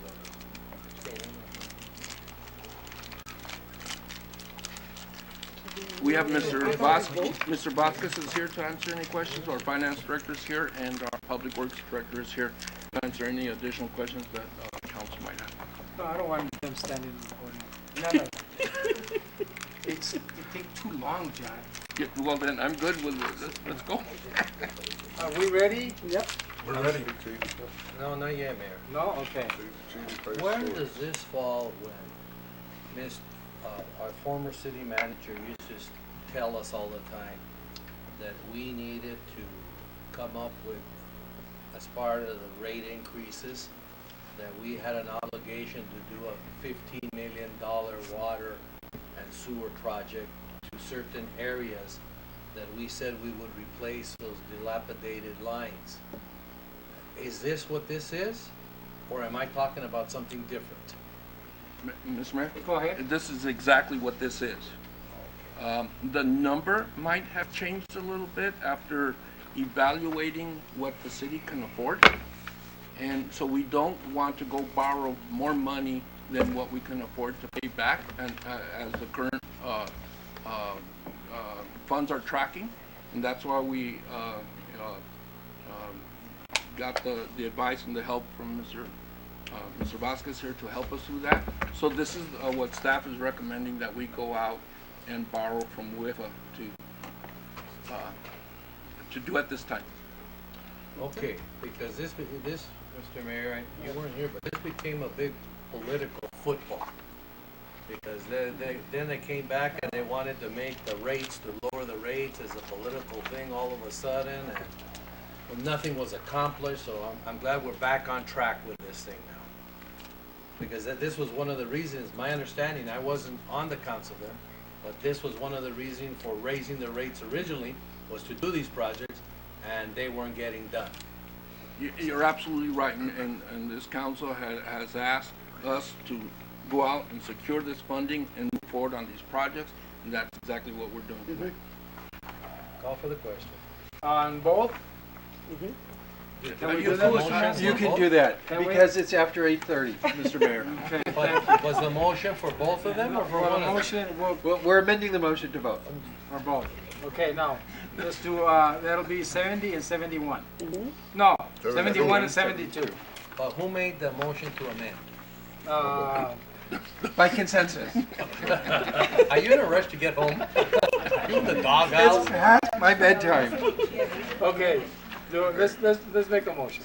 Okay, let's first amend The original motion. 71, the original motion, okay? So this is for $18 million for the two projects? Approximately $18 million. We're asking for a loan. But nobody said over here how we're gonna pay it back, when we're gonna pay it back, how much we have to pay back, and how is our sewer funds to pay this back? So- So what we're collecting right now. So we'll be bringing the actual documents back. This is permission from mayor and council to engage WIFA in an application to borrow this money. Once we are approved by WIFA, the actual loan documents with all those details will be brought for mayor and council for approval. Am I correct, Michael? Well, that's correct. But I'm responsible to make sure we have the money to pay. So my question is, are you telling me that if you get approved for this $18 million presently, with all the expenditures, we have enough money in our collections in the sewer account to pay back this money? Is that correct? All right. That's what I want to know. Now they're on the record for that. Oh, could you please get up to the mic and say that? No, get up to the mic. I want you to put it on the record. Come on, go ahead, say it. Go ahead, say I it. want you on the record, because if Yeah. something goes wrong, I'm not going to take the blame. Me standing at the podium Yes, doesn't, yes, sir. Raise your right hand. It is my job, it is staff's job, and it is WIFA's job to review the application and to make sure that with all reasonable evaluation that the city can in the future pay back said debt. $18 million. Plus interest. Plus interest, okay. And what do you think the interest rate will be on that? It's a little early to say. We're probably 2 to 3 months out before, so when we get closer, I'm happy to share that and give you a little bit more accurate idea. As long as he's on the record with that, Mayor, Yes, yes. And I was thinking, we'll pull out Mr. Hanesian's checkbook. Yep. Plus, I'm sure WIFA will make sure that whatever they look at, they want to make sure that we can pay it back. Yes, sir, that's what They're I not going to give us the money without them Yes, looking yes, at the whole of thing. course. Mr. Hennessy won't be able to use his checkbook because he's going to be behind bars with Giuliani. Oh. Mr. Mayor, if I can. This is from Comrade Verona. Call for the question, Mayor. Wait a minute, Mr. Messi. I just wanted to say something with Mr. Vasquez at the podium, so if I say it incorrectly, he can correct me. But when the documents come back, a typical WIFA covenant that will be presented to council as part of the loan agreement is that the loan gets repaid solely from water funds, solely from sewer The revenue. enterprise. And there's a covenant in there that says the council will adopt water rates sufficient to create, and sewer rates sufficient to create the revenue stream necessary to repay the loans. So it's not so much legal, from a legal perspective, that we currently have the rates to allow us to pay the loans, but the covenant will be that the water rates and sewer rates are adjusted as necessary to make sure the revenue is there to repay the loans. And what and Michael currently they're Vasquez there. is saying is our current rates Are do there. there. But there will be a legal covenant in part of this to say it must be that way. So, since you bring up the latter covenant, Is that correct, Mr. Mr. Messi, Vasquez? that is accurate. so how long will that latter covenant do we have right now to pay back that loan of $18 million without raising the water or the sewer rates? Well, that's kind of a complicated question. So if everything stays the same and the city continues to run its enterprise systems, both water and wastewater, in a manner that produces needed revenues to repay said debt, then there would not need to be a rate increase. So I believe what Mr. Massey is trying to say, that there's a covenant in there that is put in place. So in the event that the enterprise systems don't produce said revenues, that they have the ability to step in and make council raise rates appropriately so that there is the appropriate cash flow. No, I understand that, but I don't want to find out here that in the next 7 or 8 months, you're going to come back and say, we have to raise the water rate. I'm not going to support it. That I'll tell you right now. So I believe currently the payback for the amount that we're anticipating going borrowing is currently built into our current rates. Correct. Now this, Correct? Mr. Mayor, goes back to a previous agenda item, Mr. Massey, why we need to have more houses built in our community, so we have more people paying into the system. And you can fund the difference. That's not a question, it's a statement. Yes, You sir, know, Comrade. Yes, go ahead, Councilman. Councilmember Maldonado. Is there a buffer that you foresee that we have between, the calculations of being able So to cover? excess cash flow Yes. on an annual basis, there is a small buffer. Usually, so again, if we were to do a bond deal, which is not what we're intending to do, there would be a much bigger buffer required. We would need a 1.8 times coverage or 2 times coverage. So revenue to debt, we need 2 more times revenue than the actual debt. In this particular situation, which again is one of the reasons that makes WIP a good program for the city, is the buffer is a little bit smaller. So if you were to go do a bond transaction, you would definitely have to raise your rates significantly to do that. With this one, that's not part of the plan. No, Mr. Mayor. Go ahead. No, am I right? With the WIFA, we borrow as we need it. It's not borrowed at one shot? Well, it's a little bit of both. So it works. Okay, you submit your list of whatever projects that you have. Mhm. Let's say we get funded. Let's just make up a number for 10 million, and you have 3 years to draw that down. Okay. So you can technically, if you were ready to do all your projects on day one, expend the full $10 million. That said, if you're not, and you're gonna, every year spend $2 million here, $3 million here, and then the final and the last year, then you only pay interest what we're borrowing. on the principal draw. Right. But is it over a 3-year period or 5-year period? It's whenever it's no longer than 3 years, and that's a tax exempt issue, Mhm. IRS issue. So you have 3 years and no longer to spend that. There are some exceptions to that, but let's. Okay, can we take a vote on this? Yes. Are we ready, Mr. Massey? Ready. We're ready. And you're voting Let's on go. both orders? Yeah, on both of them. Okay. Is this the amended motion, or is this the main motion? This is the amended motion. The amended motion. Just to be clear, Yeah. on order 2019-1271 Yeah. for the water and 1272, you're correct, Mr. Mayor, sewer. Okay? We're ready. Okay. All in favor signify by saying aye. Aye. Mr. Varona? I said I made. Oh, you did? Yes, sir. We're thinking about it only. No, it's that they have made some graphical grammar errors here. and No. I've I didn't see your lips move. No, I You did? Okay. have him to back me up. Okay, just in case, I'll say opposed. Okay, the ayes have it. Thank you, Mayor. All right, thank you. Thank you, Michael. Thank you. Okay, G. Yeah, G, consideration and possible action of order 2019-12-073. So moved, Mayor. Second. Okay, discussion. Explanation? Mr. Mayor. Go ahead. This is an order amending the 1920 budget and authorizing an additional 1-year step increase for the Nogales Police Department dispatchers. In the past, we started all of our dispatchers at an entry level, and then we moved them up at 3 years, Chief? At 3 years, and then at 5. A prior human resource director and city manager authorized the chief to start his dispatcher at a underfill, less than what the typical entry-level dispatcher would be, and with the understanding that he told the chief of police at the time that after 1 year of probation they would be adjusted accordingly.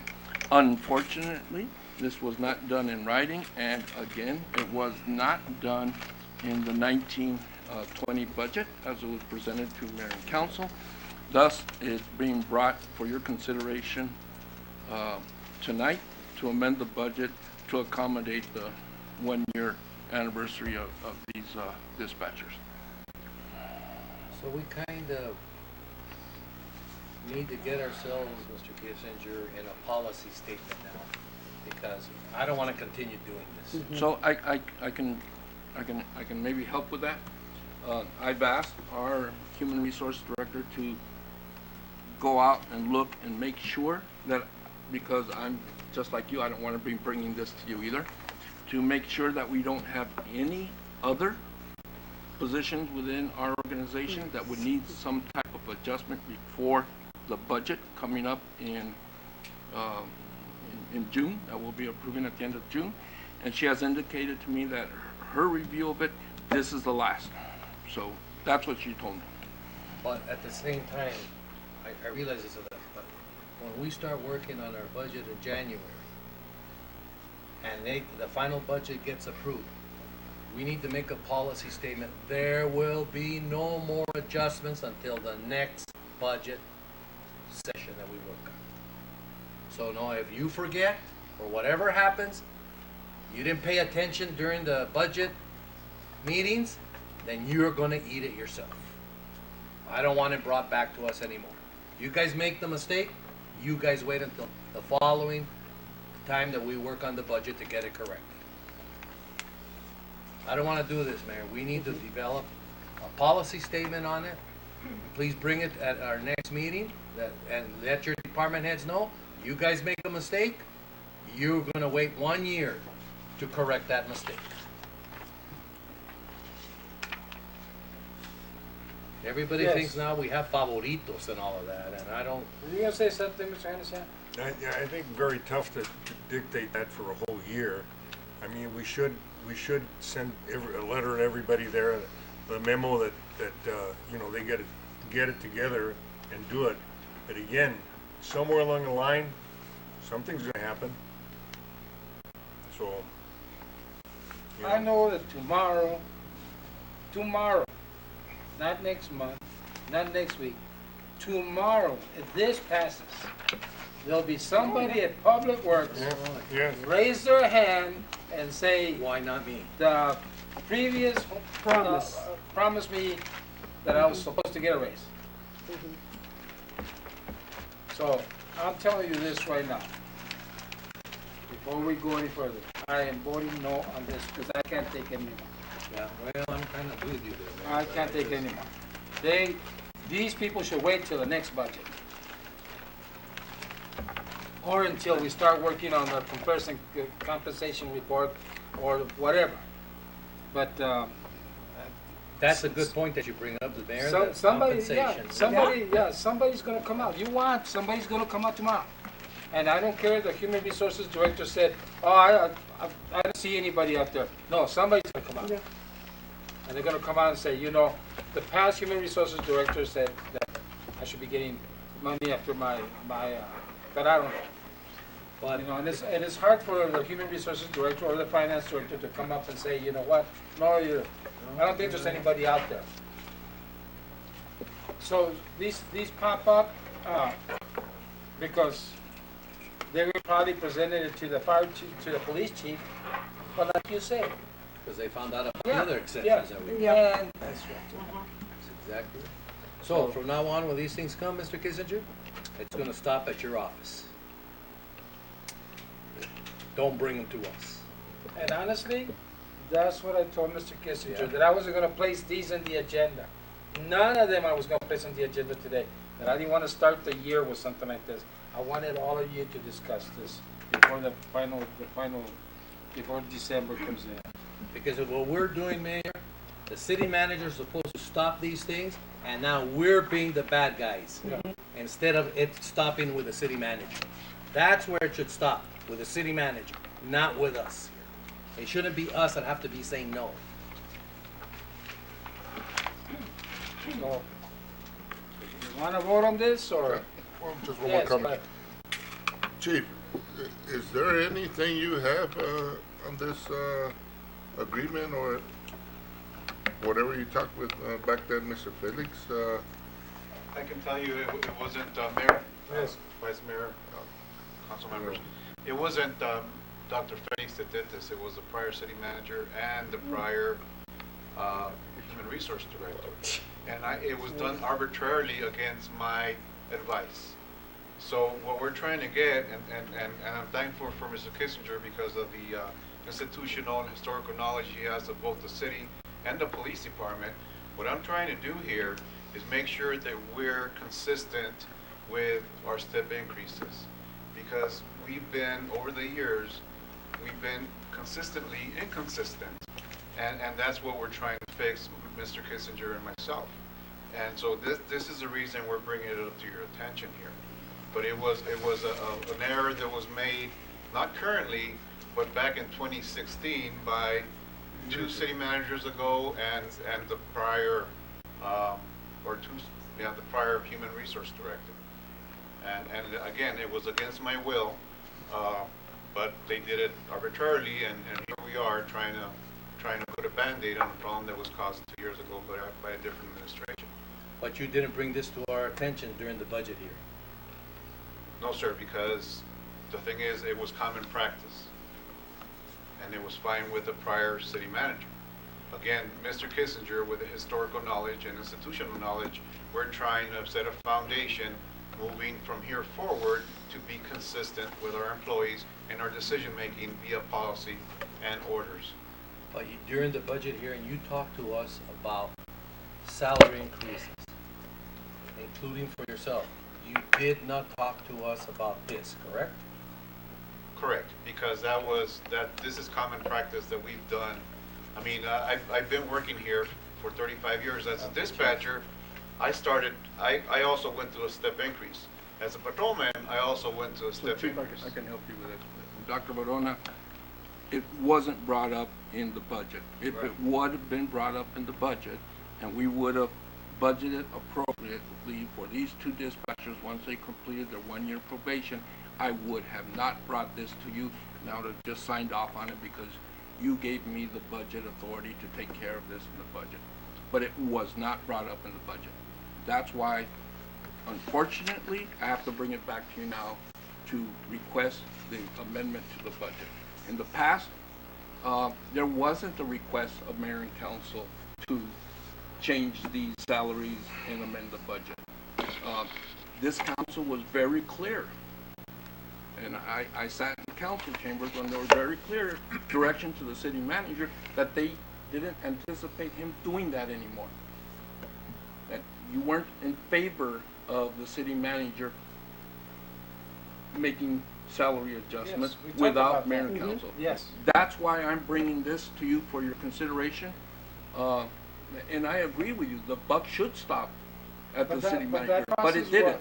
That budget process was during the budget hearing. Absolutely, I absolutely agree with you. This is after the fact. The discussion, like Mr. Barona is mentioning to the chief, the discussion was, we gave you 4 days of budget hearings. We gave every department head the opportunity to speak their mind and say, you know what? We need this, we need that, you know, be it a salary, be it an adjustment, be it a tractor, a truck, whatever. Right. With this, and we gave you the opportunity, and then we discussed it, and then we said yes, I no, was whatever. present then, and Okay. I remember, yes. And that's why this slipped by. Yes, sir. Well, if it slipped by, let it slip by all the way to June of next year. I'm good with doing that. That's also, sir. what I think, okay? Because I think we're halfway through our budget right now. The end of this month, half of our budget is already, the budget year is there. Let's go. And whatever, John, I respect your, yes. Is this a policy to have the step increases, or it's not a policy? No, it's not a policy. It's just. It's not in there. No, there's no policy. Okay, so, Mr. Mayor? Yes, go ahead. Okay, Mr. Mayor, the policy and the past practice for the police department was you had an entry level salary for dispatchers. We have dispatchers currently working with us who are being paid at that entry level salary. Upon completion, and this is policy passed by mayor and council, upon completion of 3 years of service with the Nogales Police Department as a dispatcher, there was an increase in their salary, and again upon 5 years of service. Am I correct, Chief? Yes, sir. Yes. So what happened, unfortunately, what happened were that these two dispatchers were underfilled. So at the time they were hired, they had the budget authority approved by mayor and council to pay them at the level that we're asking you to pay them tonight. However, they weren't paid at that. They were paid at a level less than what an entry-level dispatcher would be paid. Okay? The decision back then, not my decision, but the decision back then was to do it, and it was communicated to the chief that after 1 year, they would be increased to the entry level, the normal entry level, for lack of a better term. Yes, sir. Okay? Unfortunately, the chief, right, did not bring that up during the budget hearing and said, Mayor and Council, guess what? I have a big problem. I need some extra money in my salary because I'm going to have two dispatchers that were underfilled and complete their 1 year, as it was explained to me. That didn't happen. Okay? The chief brought it to my attention, and we prepared, actually Robert prepared the order to bring in front of me. I'm comfortable either way. Well, the only thing is, Mr. Kissinger, Mr. Mayor, you know, I'm in agreement with you, but here's the predicament that I'm in my decision-making process here. We made an exception for two people at our last meeting for Public Works. That was called to our attention. Now they're coming and telling us about two people that need to be corrected also. Correct. Now, I want us to be as consistent as possible in our decision making, because if we're not consistent, then it comes back, why the two at Public Works and why not the two at the police department, based on the same circumstances, different amount of money. Police is a lot less, substantially less. But what I've always tried to do as an elected official is, you can criticize me all you want, but I try to remain as consistent as I can on my voting. That I don't like to be criticized on. So if I approve the two for Public Works, then I have to concur with this. But at the same time, Mr. Kissinger, these things have to stop with you now. I don't want to be put any more in this position anymore. Call for the question. Roll call vote. You start with me. Mayor, Nay. Mrs. Lopez, No. Mr. Rojas, Aye.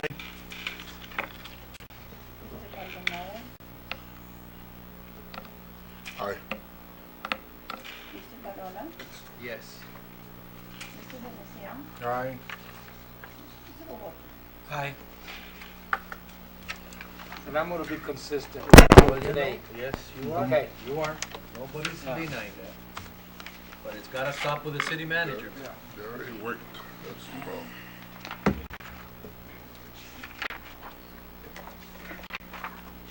Okay, on the resolution, there's a little typo. The resolution on the 11 is supposed to be a 12. The Okay, resolution number. resolution number. So it'll be consideration of possible action on resolution R2019-12007. So move, Mayor. Thank you. Second. Thank you. Discussion. Call for the question. Well, hearing none, all in favor signify by saying aye. Aye. Aye. Opposed? The ayes have it. Thank you very much. Yeah, thank you. Thank you, thank you, thank you.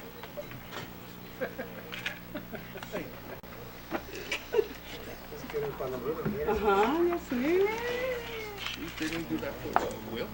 Yeah, I know. Okay, future, let's see, visit, and with my glasses. Oh, mayor and council's report on current events. Mayor, where are we at? Future agenda items? No, Council report. mayor, council reports. I have a report. Okay, go ahead. I'm just gonna limit myself to one report, Mayor. All right, good. I just wanna to tell you that I went to along with some of my colleagues here, to the City Summit of the National League of Cities, held in San Antonio, and I just want you to know that it was very dynamic. The new president of the league is from the city of Los Angeles.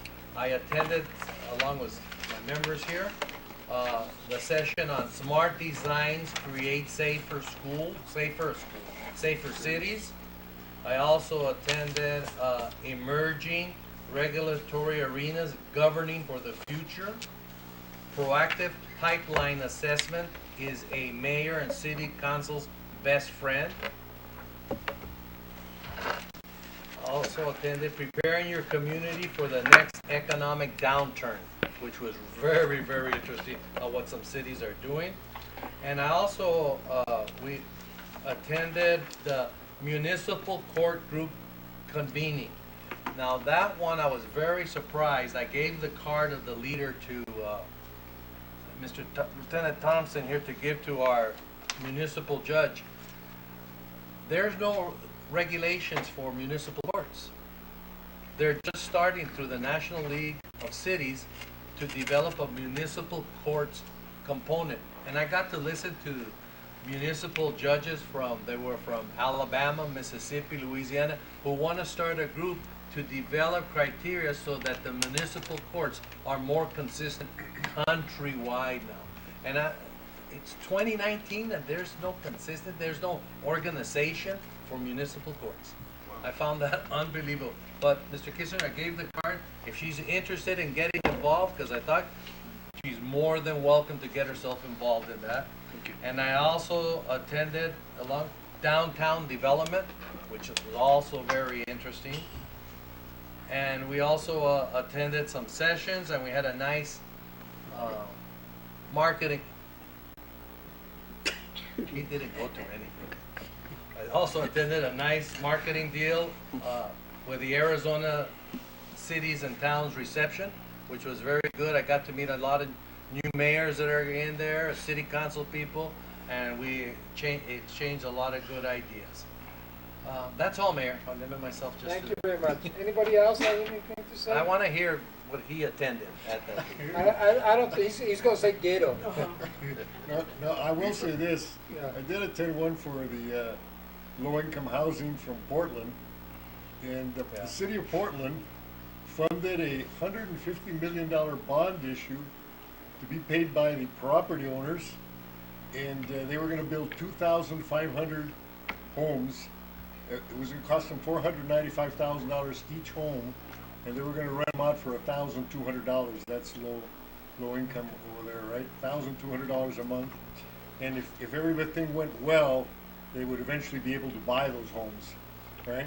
But everything had to be subsidized by the property owners of the, and they gave different ways they were doing it, but everything had to be subsidized by the property owners of the city of Portland, which I thought was, $150 million bond issue. We couldn't, do that too. My understanding that the Pacific Northwest is struggling a lot with affordable housing and have a huge homeless, yes, homeless or unsheltered, they call it, unsheltered population. It's huge. It's a big problem. A lot of tent cities and stuff like that. I think like 6 or 7 years ago, we went to San Francisco, and Santa Barbara did a presentation. Their homes was $1 million, and they were renting them for I think $1,000 a month. And everybody that was there volunteered. They wanted. I'm gonna go live over there then. We all wanted to be homeless at the time, right? You wanted it. Yes, I did. I thought that was All right. great. Is there anybody else that has anything to say? Do you need my proof? Anybody? Mayor, I want to give my proof to the newspaper because they criticized me for going to conference. Go ahead. No, I don't want to. All right. This time I will not have anything to say. I'm going to save everything for the next meeting. All right? Is On that the okay? Wednesday? No, no, for the next council meeting. Next month. Great. Next month, January. Perfect. Good. ¿Qué dices? Okay? I do have 2 items though. No, you For future. For future. Oh, for future agenda. No, I'm talking about the mayor's and Yeah, council's yeah, report. no, I'm not- All right, item number 10, future agenda item. Go Mayor, ahead, Robert. thank you. One of the items that I would like, I don't know, Mayor, if you or the rest of the council members have gone by Plum Street, but there's a sidewalk there that's in bad shape. Yeah. I know there's conversations going around, but however, I would like to engage in that. I know that this issue was brought up to the city. I know that some of them have discussed it, but that situation has been at this point for 3 or 4 years. And the school's willing to begin dialogue and offer some solutions and sharing the costs. But I think that as a council, we need to address that. I know exactly what you're talking about. And the other item that I would like for the January meeting is making a change to the city charter and having the city manager and the directors of or department heads be under the pleasure of the mayor and the council. And would like to direct staff, Mr. Massey, to start looking into that change. I'll look into it. Come back with some language. Thank you, Mr. Mayor. Thank you. Any other future agenda items? Oh, before I forget, I read lips, just in case you guys don't. Honestly, I do. Yeah, so be careful when you just. Okay, be very careful. Marcy, be careful. I turned around and I looked at my wife and she says, "Don't forget the parade." So, don't forget the parade on Saturday. All right, it's gonna be beautiful. 6 p.m. A lot of floats, and in case you haven't driven by the placita, a lot of the casitas are up. The village. The idea came from Councilwoman Esther Menendez Lopez, and all staff and schools and everybody that has participated in it. It's great. I haven't seen them lit yet, but I went to see them yesterday. They look beautiful. The schools did a great job decorating it, and I want to also congratulate my wife a lot because she ended up painting a lot of the casitas, you know, and for free. Zero dinero, people. And you know what happened? While she was painting, I was at home trying to cook dinner. That's good. And so it's kind of tough, you know, for the past month and so. There's an example. And there's a casita right outside. I don't know if you guys noticed that. The staff here are going to be working on that and putting it together, putting some decorations and stuff so they can take it Mayor, over. a Yes. question. Do you know the weather condition for Saturday? You know, Is it they gonna be beautiful? they said it was going to get bad yesterday, and then I looked at the weather today. It's going to be great. Sunday's gonna be So, nice. so be nice. we're walking on the parade. Are Okay. you guys walking So with you us? want us there at Yes, what I'm time? walking. We're going to be here down here in Madison by 5:30 or so in the front, and we're all walking. And Mr. Varona, are you going to be participating with us? I have a commitment with my grandkids. They can't You can bring their They grandkids. can't come and see the They parade. were coming up, but then something can happened. walk with us. They were coming out in the parade with us. Well, whoever can attend, and members of the city council, Right, bring right. some comfortable shoes. If I We're can, gonna I'll walk, be there. and If you can attend, I think that $25 should be. if you can't, you should send a check so that we can all eat dinner before. Weather should be good between 60 and 55. ¿Verdad? Yeah, it's gonna be good. Good weather. So that This is what it says, I don't have Saturday. any agenda items. That's it. Do we? Saturday, Oh my God. I told you to 10% give me the chance on list. Saturday. Well, I'll give you the list, but for the next meeting, a special meeting that we have Special next one week, next can week. we at least put down there so that we can resolve this thing with Bell Road and to Okay. tell them, All right. so that they know, so that way they know what's Let's do happening, and let's just do that, so we can Okay. tell them to be here. If you can tell Mr. Capon Mr. Kissinger, so that we can give him the updates, and that's what we're gonna do, and that gives us time. It's gonna be a study session, a previous, and then the Oh, housing meeting, okay. the housing Oh, meeting. okay. Yeah. It's at 2:30, okay? 2:30. 2:30 is a special. Yes. If it's All gonna right. be a study Mr. session, Mayor? So, yes. can we go ahead and add other things? So, So it's gonna be a study we were session. actually only anticipating putting one item from that 2:30 to 3, because we had the housing starting at 3. Yeah. So I don't know if it would be appropriate, I'm just saying, your call, I'm with you guys, whatever you want, but I don't know if you want to open up a Bell Road discussion with, At that time? at 2:30, to try to be done by 3 o'clock for the Mr. housing. Mayor, just, point of order. Would that be okay? Point Yes. of order? Yes. Okay, relax. Comrade, On Wednesday morning, that would be the 11th, I do have a doctor appointment in Tucson. I should be done, but just so that you know. Can we move the Bell the- Road for to the January for the Bell Road better? Yeah. So that we can have better discussion, longer time to talk about it. Mayor, is there any way So would you call you Mr. call, Capen? well, not Mr. Capen, the ADOT and all that, because the comment that was made that about the week. Well, I can help you with that. That's not true. I reached out to the director, the district engineer for our district, while that comment was being made at the podium, and texted him very quickly and said, I heard there was a meeting with Michael Capen and that we have a 1 week to decide whether we're going to accept Bell Road and he said he hadn't heard about that meeting. So I'm not sure Okay. what that's all about. Let's- But I'll let's- look into it. Can But- we do it for the January meeting? Sure. Okay. If there is a difference, John, let us know. All right. So Mr. Kissinger, let's just keep that 2:30 meeting with that one item. Two.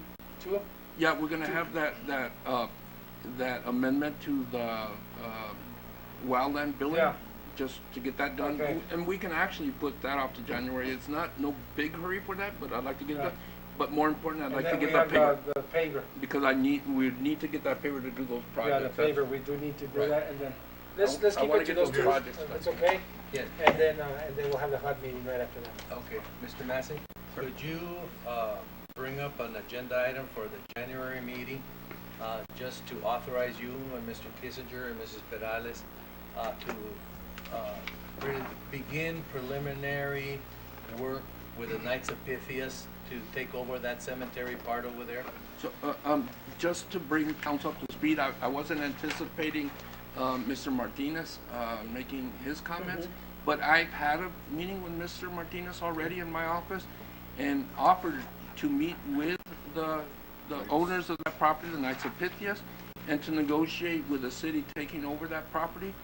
But what I didn't do, just so I can let you all know, I didn't contemplate in exchange for Bell Road. It was just a straight up conversation about obtaining the property. This whole idea about we'll give it to you if you take Bell Road was never discussed by me. Well, can you put something, Mr. Massey? Just We can put it, yeah. No, just something, maybe, Mayor, for Wednesday's meeting, just a thing to authorize you to start the, so that way, then you're authorized by the mayor to proceed to negotiate to bring it back to us. Perfect. Okay. That's all, that shouldn't take but Sure. 30 seconds. Sure.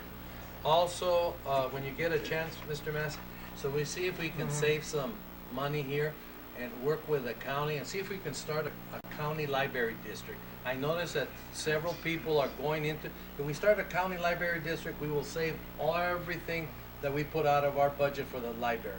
And everybody gets taxed on it, and it's a savings if we can start working on that. The water, also, Mr. Massey, there's communities now that are passing ordinance called Tobacco 21. And the city has the legal right to do that, whereas you can't vape or smoke until you're 21 years of age. The compensation study I already talked about, the Calixto deal, you'll tell me about that, Mr. Please take care of the Calixto plot. We're working on the Calixto project. Yeah, but I talked to him this morning, nobody's made contact with him. Stone Garden, the trash pickup with the commercial pickup accounts, the EBT board, and if you can give me something on the Keno Park street paving. Thank you, Mr. Mayor. All right, thank you. Meeting All right. adjourned. Híjole. Rápido.